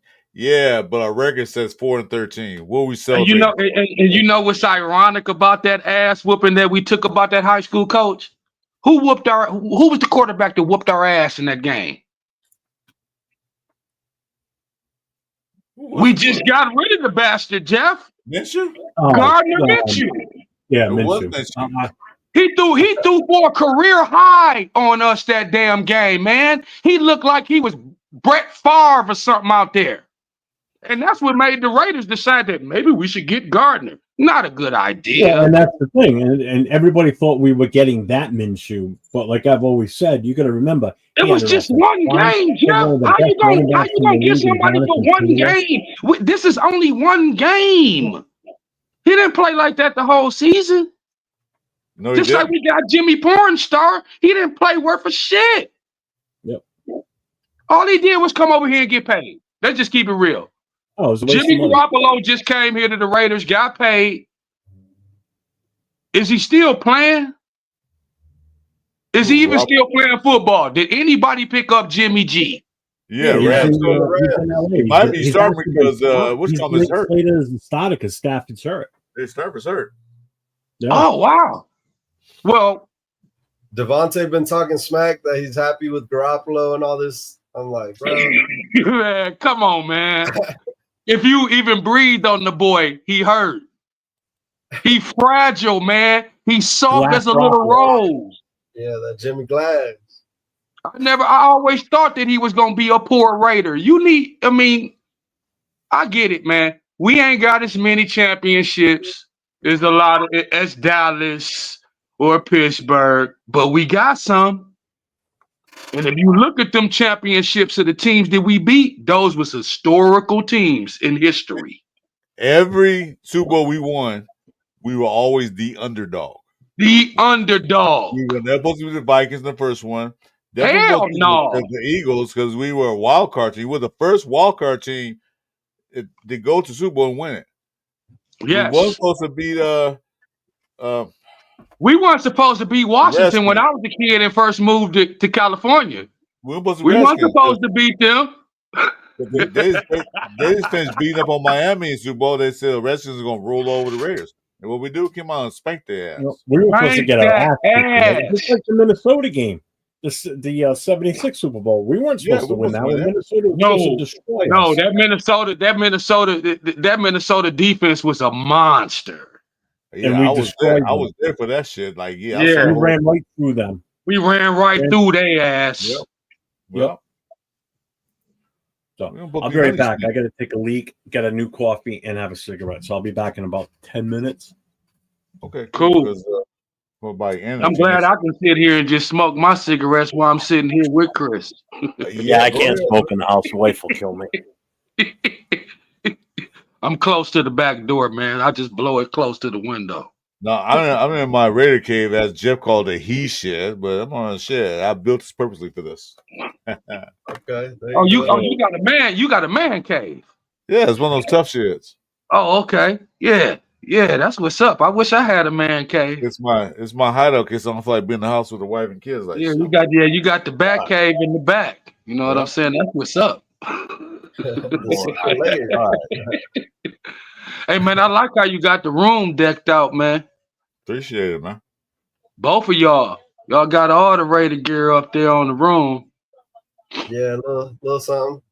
I had all the old school stuff back in the 80s and stuff like the Marcus Allen and the Todd Christensen. I had Todd Christensen. I had Lyle Zato. I used to love Lyle Zato. He was a crazy bastard, but I loved Lyle. Yeah. You know what? Lyle Zato was a Raider. He should have been Raider. It's certain players that embody what Raider football was all about. Exactly. Absolute destruction. We don't care about your feelings. No, just like right now to this day, JPJ is a Raider. He has an attitude like the OG Raiders back in the day. That's why so do Max Crosby. And Max Crosby do too. Yeah. Yep. Max Crosby could have played in any generation in that uniform. Possibly, but he has nasty. Chris, he could have played right next with Howie Long and them. He never gives up. Max could have played in the full generation pass when cats was getting their heads knocked off. He probably would have liked his PFF score. Yeah. PFF score of 96, bro. 96. Yeah, I think they shortchanged him myself. you know they didn't want to give him a 98. Yeah, I think Max should be at 98, 99, man. You know what I'm saying? Probably because he missed some games last year, but other than that, he got hurt, Chris, he still went out there and played. These punks stomped them toes. They don't play.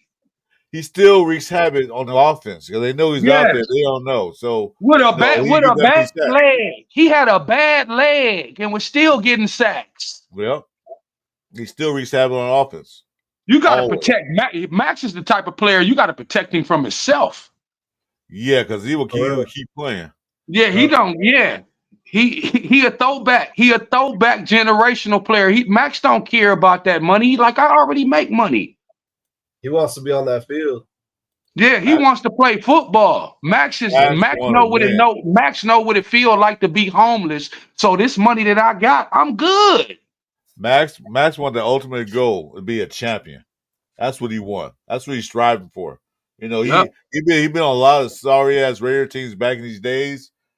and I think now this is the best chance he has. He want to be one of them type of players that say, I put a title up here for this franchise. And those are the type of players that you want to have around you in any sport. He'll be the first person, if they win Super Bowl, or when they win Super Bowl, to hold that trophy up. Yep. He should be. He won't let it go. Who y'all think is going to step up on that D-line? On the D? You talking about with Max? Well, yeah, with Max, of course. Kuntz, I know for sure. Yeah, we know Kuntz going to step up. I'm talking about, like, interior. You talking about the middle. You talking about Wilson. You being specific, ain't you? I mean, you know, I ain't too worried about him. He wasn't going to play either way, you know. I don't That's what I'm saying. He wasn't going to – I don't understand why people so mad. He wasn't going to play the season anyway. And we was going to have to use what we had. Exactly. Yeah. I'm glad it's over with because what they were saying about the locker room man. Bullshit. Pete Carroll don't want that distraction in the locker room. He's trying to build something. He don't need all that clowning around. And that's why I like Pete Carroll. He is straight to the coach, get to the point. I ain't finna play these type of games with you. I'm a coach. You a player. I get paid to coach your ass. You get paid to listen to how I coach you. And you're a fool. They told you to get the surgery. You said no, but what you do? Go around and dance. He's the dumbest. He's one of the dumbest individuals in the damn world. I've worked at GM and shit half my life, bro. Now, if you're lucky enough to get an insurance claim, believe me, they sending agents out around your house to see if you on top of the roof, laying tile or digging ditches, because then they're gonna take it away. You're lying. There's nothing wrong with your back. We just seen you build a whole house. The workman comp lawyers or motherfuckers. When he started dancing out there with clogs on, he could have got away with a dance to what I'm saying, Chris. Both of y'all, he could have got away with a dance. I had a friend who had a job. He hurt his leg at work. Right, hurt his leg at work. He was out working. So I'm getting paid good now. Getting paid really well. So what he does? He go out there and try to build a wood fence on his property. Don't you know the motherfuckers that workers' comp lawyers are watching you? As soon as they got film of that, boom, lost all his work. They watching you, dude. Yeah. What you mean you hurt? Why you dancing and around? You're gonna have to pay back and you're gonna have to pay back the existing money that they gave you. Oh yeah, he's still paying it back. This happened like 7 years ago. He's still paying it back. Yeah. With fines. They want that and the lawyer fees and all that shit. They want everything. All that. See? Because you faked it. Now you dancing in clogs. He dancing in clogs, fool, Chris. What was that? He bending his knees like he in a Magic Mike damn movie. Hey, hold up. Singing Backstreet songs to another man. Please make it make sense. Crocs. He dancing in Crocs, the most unstable shoes there is in history. Yeah, only people in the hospital wear Crocs, dude. And the nursing home. Well, they're not hurt. They're walking around doing their job. Shoot, they're not hurt. Well, that's what I'm saying, Chris. They wear them in hospitals in the medical setting so they can be comfortable because they're constantly moving. But they're not meant for you to be out there dancing with Backstreet Boy songs and singing to another guy. And then you showing people that it ain't nothing wrong with your foot. Did you see the way that he bent down with his knee? Yeah. Christian Wilkins is almost 300 pounds, bro. If it was something wrong with your foot, then how could you do that? So he's going to lose his litigation. Oh, yeah. They already know that. That's why they waited so long until they say, yep, we got all the evidence, we got all the records, we got all the paperwork. That's all you got a players union. You know, you got a players union, but they're going to see the video and you're going to lose your case. Yeah, it was kind of breaking up there, but yeah. They're gonna be like, they just didn't cut you because you was walking around and doing your job. They cut you because you was dancing in the locker room and you said that you got an injury for 2 years. Yeah. Oh, man, I'm hoping Adam Butler shows everybody we don't need that food. Well, we got to think out for and then you kissing men on the forehead and all that. I don't know what that's all about. You know, what you do behind closed doors is your business. But, you know, you doing that type of stuff, you know, is kind of questionable. You know, everybody ain't with that type of, you know, comfort level of you touching on them and kissing on them and stuff like that. You know what? If he did that to a woman, he would have got sued for sexual harassment. That's sexual assault. Yeah, that's sexual assault. Yeah, you got sued and put in jail. Yeah, you go to your local IHOP and you just go kissing people all down through the restaurant. You going to jail? Yeah, immediately getting arrested and probably getting sued. I'm just saying, bro, you going to jail. You know, I'm telling you, he had a kissing booth in the showers, bro. Yeah, that sounds. Bro. Hey, Chris, that sounds like an American Me movie. I'm trying to tell you, bro. You thought he was in the big boy house. You did not say no American Me. We don't do no kissing in the showers. Ooh. Like my daddy said. My daddy always tell me, men is only supposed to hug when somebody died. Other than that, you shake hands. Exactly. Oh, man. American Me. Oh, man, my God, that's brought back some memories. I meet Chris for the first time, and then I'm at you and Jeff, and I just kissed you on the cheek. Y'all gonna be like, "What the fuck is the matter with you?" No, you're gonna find yourself on the ground, dude. Yeah. I ain't going for that shit. Take my hand, give me a dab, whatever. But you ain't giving me no. I don't know you that. I don't know you at all. Even I do know you, still ain't kiss me on the damn cheek, on the forehead. Hey man, we not in France, man. You're not gonna be kissing me on my cheeks. I don't play that game. Especially on the forehead, bro. I feel like that's like, come here, little baby. Like, yeah.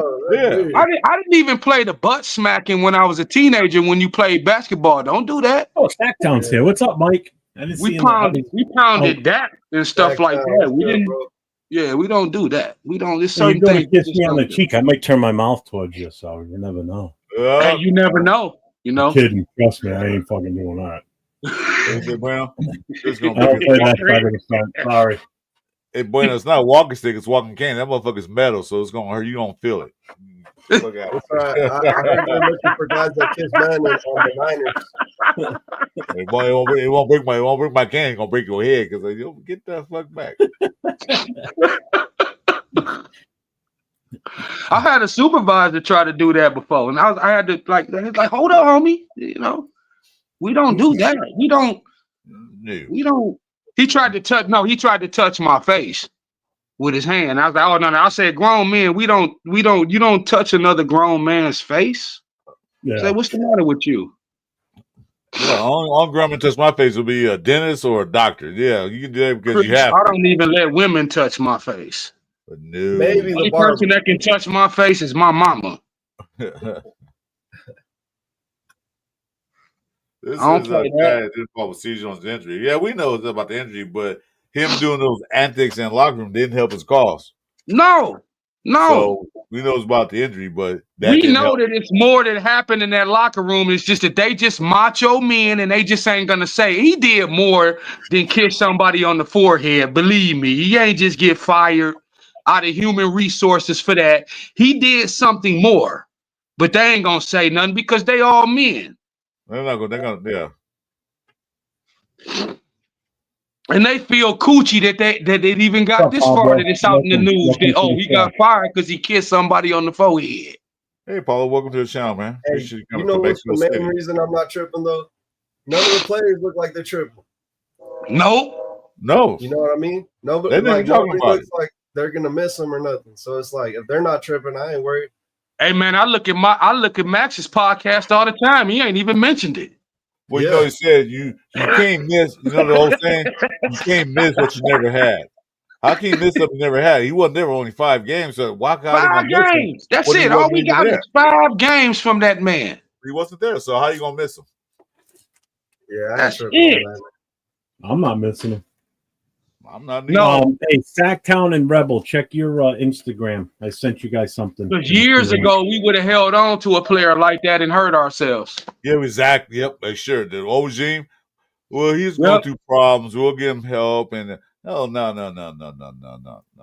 John Gruden would have held on to him, and so would Josh McDildo. He would have held on to him. They would have held on to him. They would have tried to fix him, just like they tried to fix Chandler. They would have tried to fix him. I said Gruden probably would have sent some secret emails about him. No, I'm just playing. No, after everything fell apart, he would have. Then he would have snitched it out. Oh, no, McDermott was on the rug. Josh wouldn't have cared about him kissing people on the forehead. He'd have told you, well, you know, he's a veteran. He's supposed to kiss you on the forehead. The main reason he was let go was because of the rehab and the not taking care of himself like he's supposed to. That's what it comes down to. Everything else was just added fuel to that fire to say, see you later. We're done with you. You know? What's up, Mike? What's up, Mike? How you doing? How's everybody doing? Good to see you, Mike. Yeah. My 2K crew, brother. Hey, what's going on, my 2K? I hacked my way in here again. You did it faster than I could. It was like connection problems. Yeah, I'm trying to see what's up with Adam Butler. I'm a virgin, so it's all tight when you talk. I mean, Alan Butler be okay. Not worry about him too much. Who's gonna play next to him? Lalu or maybe Tyree. What's up, Noah? Talking about moving up to the D-line. Yeah, but I think he's gonna be a special player. He's not gonna be that starting defensive tackle. He's gonna be a special downs kind of person, you know. I'm trying to figure out what Pete got a vision for him, but I'm trying to figure out what that vision is for him. I'm telling you, when he came out of college, his build reminded me of the freak Javon Curse. Javon Curse, that's what he reminded me. Yeah, but he ain't as fast as Javon. No, he's not. Nowhere close to Javon Curse. I say his build. Yeah, that's what I'm saying. Him and Javon and what was the other one? Christie came in there, and in his first year he broke his leg. Maybe he broke all them combine records. Oh, what's his name? Armstrong. No. The one that was a freak of nature. On the offensive line? No, on that defensive guy who came in. I mean, he's a freak of nature, man. He broke all the 4-2 records, and then he got injured like 3 games into the season. Oh, Giovanni and Clowney? Yeah, Clowney. Clowney. See, they can, when you got that type of speed, you can make up for your mistakes. Yeah, no. I'm not saying he's nowhere near those 2 guys. I'm saying his build was like that. His build. So I assume that he could be one of those guys. He may be stronger than those guys, Chris. He's definitely stronger than those guys, but his footwork is horrible. The only thing he's got in common with Javon Curse is that they're both African Americans. Oh, and that there is such vast difference. No, Javon Curse had a lot of moves. He just didn't have a bull rush. No, he didn't. I'm talking Javon Curse, the way his stature was, how he was built. That's what I'm talking about. I ain't talking about Hell yeah, Javon was built. Athleticism. I'm talking about the way he was built. He's long and strong. Tyree Wilson. The man, the man got a 7. He got a 7-foot reach. Man got long arms. Yeah. But putting him on the outside is a liability because if you run tight ends at him and he got to run in coverage, he gonna get burned. Yeah, that's true. He has no speed. He only has a bull rush, and he got away with that stuff in college. You can't get away with that in the NFL. He was a man amongst boys. That's all. He pushed his way through. But I think Pete Carroll got a special plan for him and working on something with him because he talks about him all the time. So this is last year. If you don't do anything this year, you got to go. He got to go. We paying him too much money. He got drafted too high, and it's not his fault. But the position that he got drafted at gives you a certain salary, and that salary that you're getting doesn't match what you're giving productive wise. Yeah, that's true. Well, we'll see. Maybe this year, because sometimes certain players take a couple years to develop. Some players come out of college right away and hit the mark. Some takes a couple 3 years. True that. So we'll see. This is the 3rd year. We'll see how he develops. And then plus he got the best coach coaching staff he had since he been here. You know? Right. So At this point, Chris, I'm trying to wonder if he's even going to be better than Arden Key. That's a good point. Because he wasn't nothing here. He went somewhere else and came better. Exactly. Well, we just said we couldn't. He wasn't ready yet. We had no paper. And that's exactly at the position that he should have got drafted at. He's a project. He's not ready yet. No, he wasn't. But you know what? I do believe Pete gonna put him in good positions to showcase what he can do. So. For all intents and purposes, he's supposed to play behind Nutcase, but Nutcase went nutty, and then he had to come in right away. So Chandler Jones, he's supposed to play behind Chandler Jones and learn. But that is true. You're right, Chris. You're right. He was supposed to sit there behind Chandler and learn, but then Chandler went berserk. But you drafted in the top 10. You're supposed to come immediately and make some kind of impact. Yeah. You should have to sit. So, I know Jeff can't stand the boy. No, Jeff like everybody but Parham. Man, once you put on that Raider uniform, I gotta rock with you, man. You know what I'm saying? I got to rock with you until we get rid of you. I'm supporting him. So I hope to what extent can we rock with him? Because this is third year. If he don't do something this year, it's like, well, we know he's gone. Yeah, you know what I mean? Like, and he probably go to a team and fucking had like 18 sacks in 1 year. The only place he made was when Adam Butler made it happen, pretty much. You know, Eminem went from My Name is Shady to Rap God, so maybe we got to give him a little time. Yeah, you never know. Thanks, Frank. Hey, can I say? I just want to say real quick. Hi to Raiders Food Chris and Master. I'm not sure how to pronounce your last name. No, man, you should know that name, man. You watched the Justice League and the Super Friends when you was a kid. Don't you remember Superman's antagonist, Mr. Spiglet? Mr. Spiglet. Yeah, I was a Batman guy.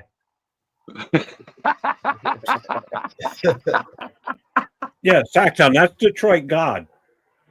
You've seen him in the chat. Detroit God. Oh, yeah. I just it wouldn't let me log in with. It wouldn't let me log in with that account. So. Oh, okay. Well, I know Detroit God for sure. So say hi to you and Raiders for Chris. For sure, brother. I already said hi to Jeff and my 2K Coup brother, Chris. And my Navy man, right? Nab man, yeah. Okay, well, I was in the Navy too. I was in the Army. Oh, you was in the Army. You was in my granddaddy was in the Army for 22 years. Oh, I only did 4.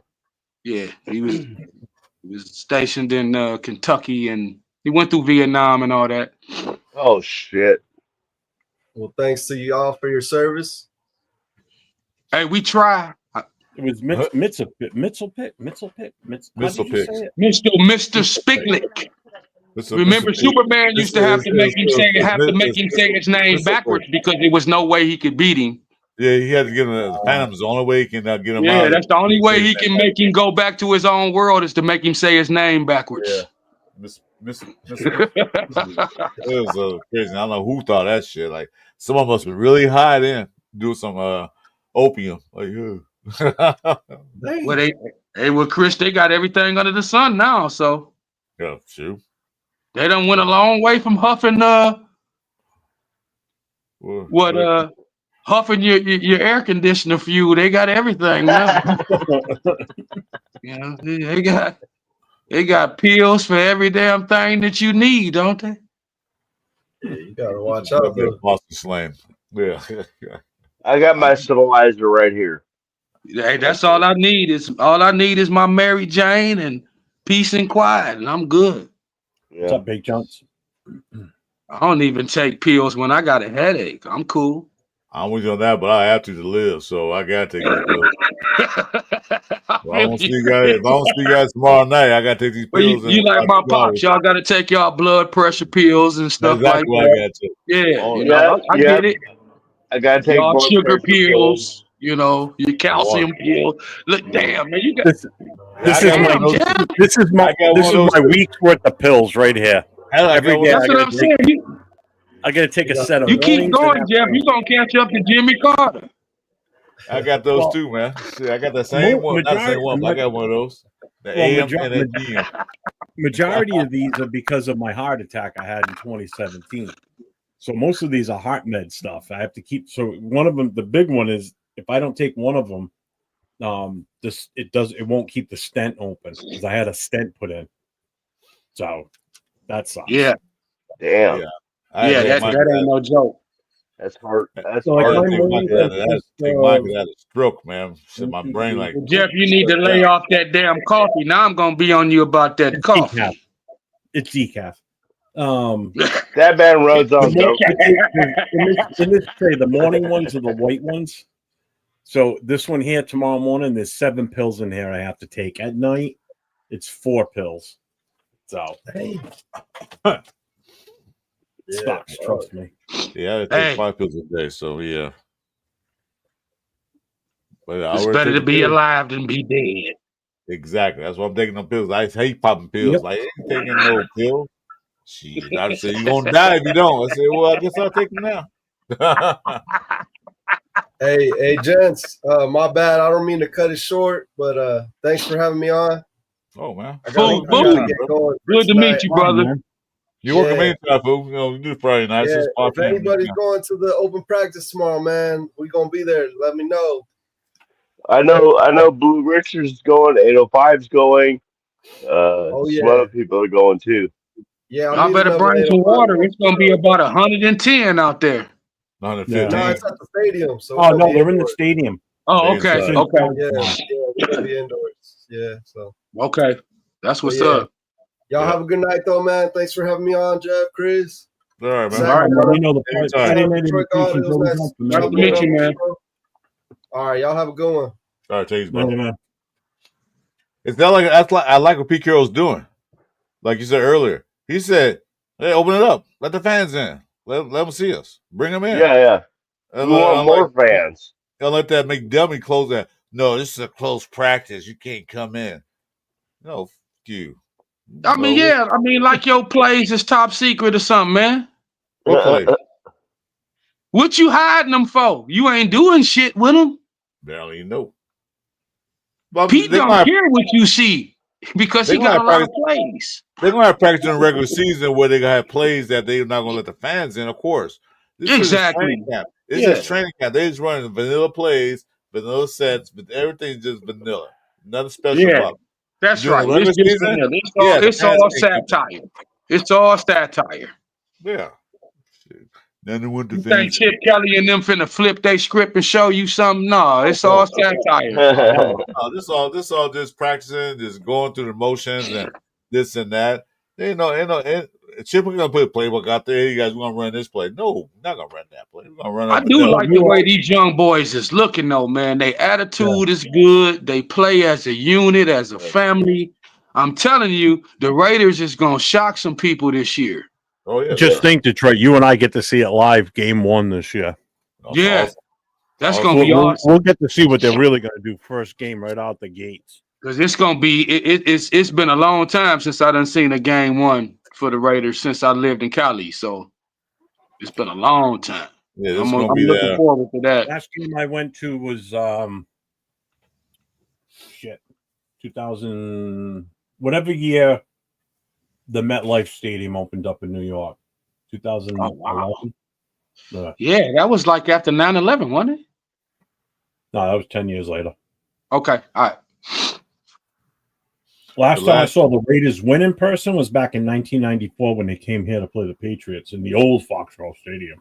Hostetler was quarterback. Tim Brown was still playing. Jay Hostetler or Jeff Hostetler? Jeff Hostetler, yeah.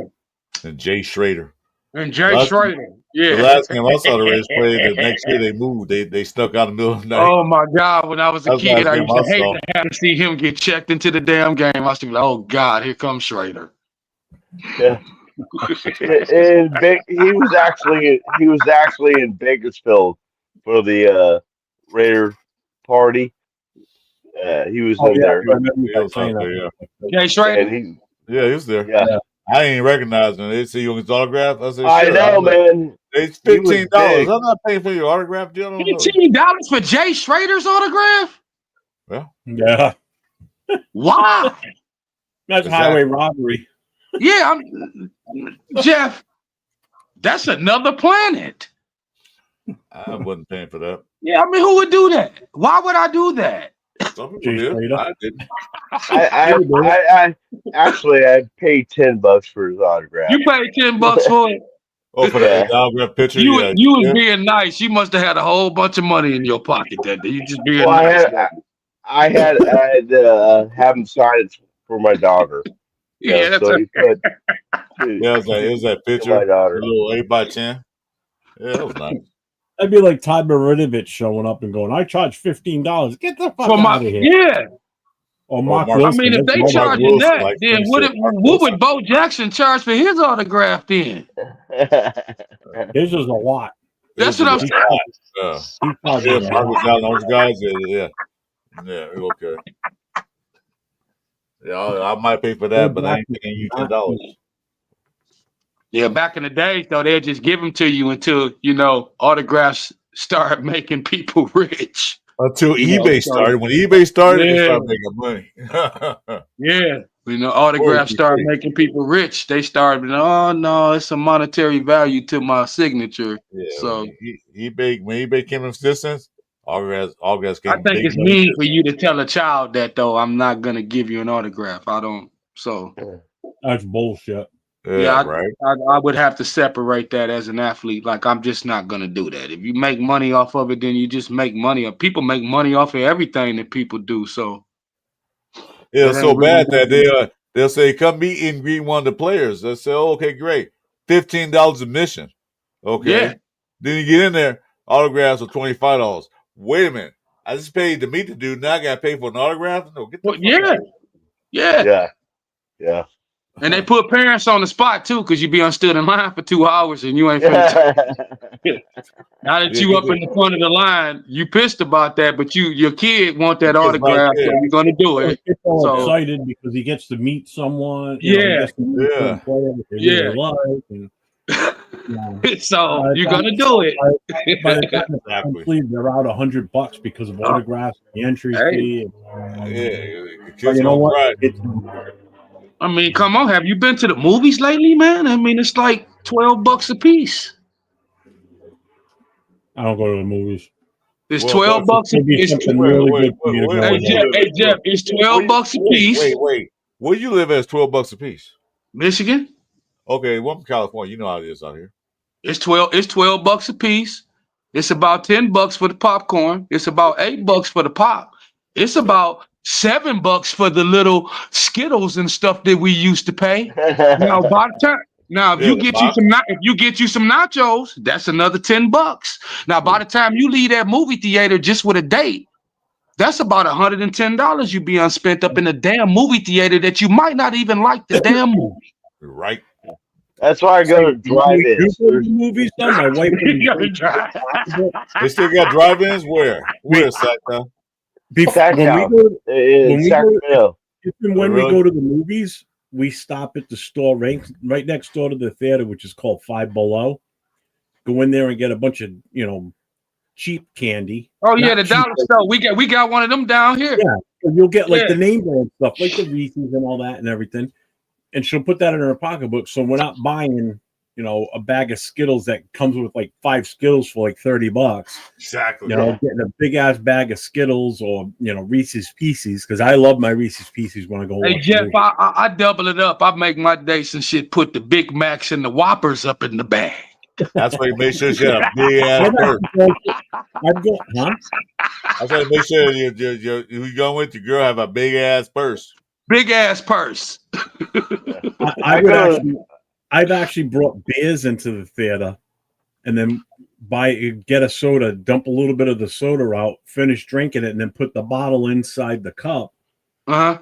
Put the straw inside the bottle and drink the beer that way. Oh well, you don't have to do that here in Michigan and stuff. They assign you your. Oh, go ahead, Chris. I'll tell you what I did. What we did. I'll tell you, like you said, I'll give me a little half pint of some Bacardi or whatever, E&J or whatever at that time while I was drinking.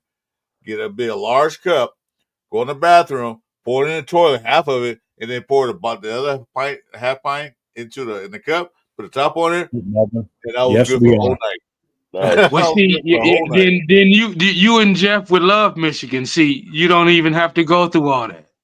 When you go to the movie theaters here, you're assigned your seat when you get your ticket, and then they put a food menu right there. You sitting in this big space chair, and you can drink your alcohol and liquor. They bring it right to your seat. There's a couple movie theaters around here that are set up that way. But I've been going to like the one at the mall right down the street from here. Basically, it's got a big, huge theater in there. Yeah. So we'll go there, but that one doesn't do that. There's one couple of towns over that does that with the setup like you're talking about.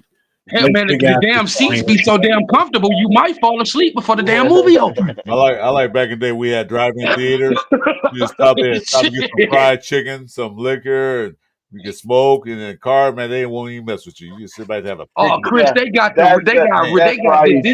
Spurry's. Chris got the ribeye steaks, lobster. It can be brought right to the seat. Yeah. Oh shit. Yeah. Well, you sitting there watching the movie, eating a ribeye and some lobster. Yeah. Well, that's what I did in the drive-ins. I always go is 2 movies for $8 a person. And then you go to another drive-in and see the first movie again. So you get 3 movies. Hell yeah, I go to every day. If I go to the drive-in, I'm gonna watch every movie. I would just take an ice chest. I'd throw this huge poof chair that I had in the back of the truck and just watch the drive-ins. And I have to get the popcorn though. But I did that. We got store, get some wings or something like that. Yeah, boy, no. Hey, but I did that, and we got busted. The idiot that was driving the car made the wrong. He said no right turn. He made a right, and the cops pulls over and he busted us. They said, "You guys not getting in the theater tonight," and they banned the theater for like 2 months because they took our license plate number down. I was like, "Oh man, wow, what the fuck?" We used to sneak people in the trunk. It'd be about 6 people in the damn trunk. Oh, you're talking my days now, man. When it was $2 a car load. Oh, I had 6 or 7 Chevelle. I had 6 It'd be 7 people real quiet in the trunk. Yeah, I had 6 or 7 Chevelle, and I could put 4 people in the trunk. Yep. Pay for extra liquor. It was like $2 a car load, and we still did that shit. Those was the good days, man. Yeah. All right, man. Jeff, I enjoyed. I missing. I can't say that. I'm trying to say that name. Can't get it out your tongue, huh? Mr. Guy. I'm disappearing. You know, one of those tongue twisters. I enjoy it, but I think I'm gonna call it tonight because I am hungry. I got a 12-foot sandwich in there, 12-inch sandwich. What you got a sub? 12-foot sandwich. What you got going over there, Chris? What you got a sub or something? I got Jersey Mike's in there, man. It's calling my name. Yeah. Oh, damn. A nice little Jersey Mike sandwich. You know what I'm saying? I feel you. We can stay a little longer. I was just saying though, I'm getting there. I got pepper steak. I mean, I'm ready to call it, man. Okay, man. Just right out. Don't be a stranger, brother. On Friday nights, man. Pop on in. Yeah, for sure, brothers. You too, Shaq. You too. When you finish your show on the other side, come on in. So tomorrow night, Chris and I and Jason Downs will be on for the last call podcast tomorrow night, starting at 9:00 Eastern, 6:00 Pacific. Chris, what else you got going on this weekend? Got a show Sunday morning, Radio Nation Jason, Sunday morning, 10 a.m. Pacific time. The Red Nation and Chris show. That's this weekend. Then, of course, Monday, you know what happened Monday. When is our first game? Our first little training season game? Thursday. Okay. All right. So Monday morning, Chris and I will be back on together. Also, we've got the Monday morning Raiders Monday morning quarterback. The third show of doing this. There's only been 3. It's like more than that, but yeah, I guess so. It's only been 3. The third one, and then the only thing I mean, I've got shows later on in the week and everything, but the next closest one after that is Tuesday night. The Black Hole Notorious podcast on Saturday night. There's 4 chapter presidents that are on. That's myself, Leo, James from the military chapter, and Will from the Colorado Denver chapter. Okay. Hopefully we'll have some breaking news on what's going to be going on with the Black Hole on opening home game on that Monday night game against the Chargers. The Chokers? Well, we on the good path, fellas. We signed Kolton Miller. I'm happy. So it looks good. I'm glad Kolton got his money because you can't get nothing started without him. Yeah. I'm so glad that got taken care of. Next is Jacoby. See if they give him something. But you know what? That's fine. They do, they don't. But at least they got the left tackle. Because like you said, Jeff, left tackles are hard to find. A good one. That blind side, man, that blind side will get you killed. Really will. And like I said, left tackles don't grow on trees, man. So no, they do not.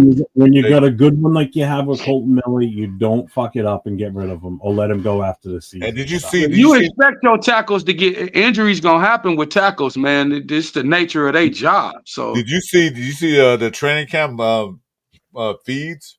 He was sitting there with Grant and working with Grant. Yes. Just them two working together. Yep. That's a good sign. He's training the young guy to take over.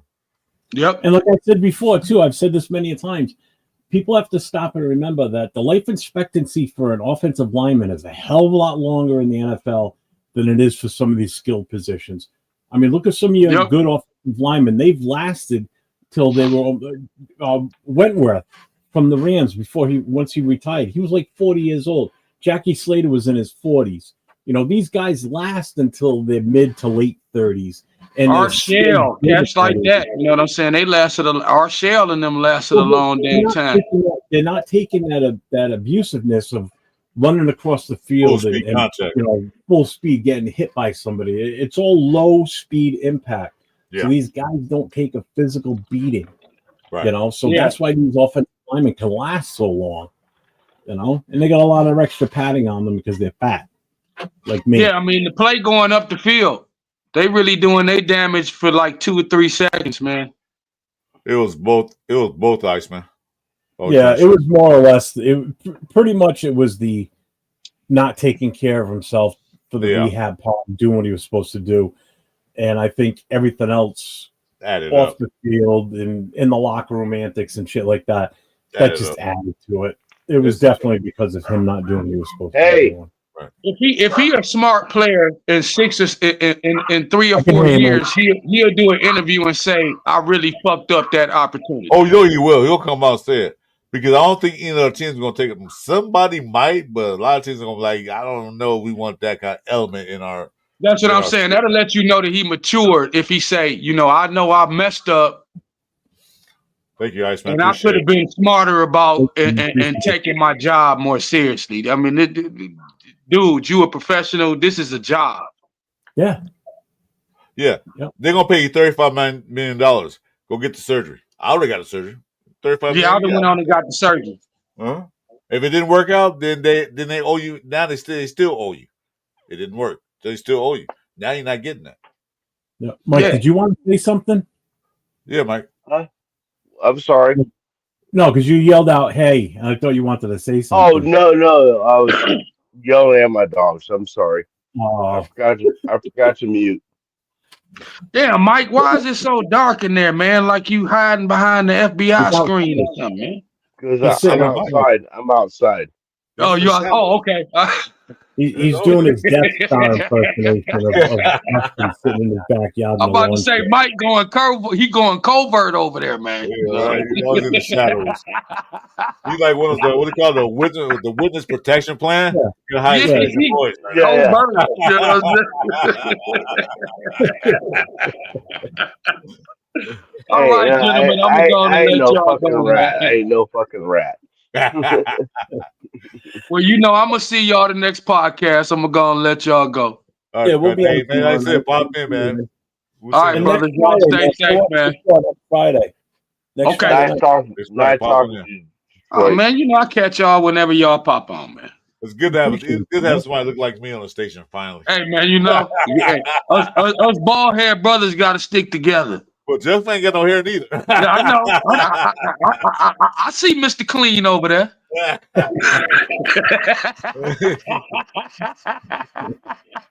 All right, y'all. All right, Mike. All right, everybody. As I always say at the end of my shows, everybody stay safe and go Raiders. Go Raiders. Go Raiders, man.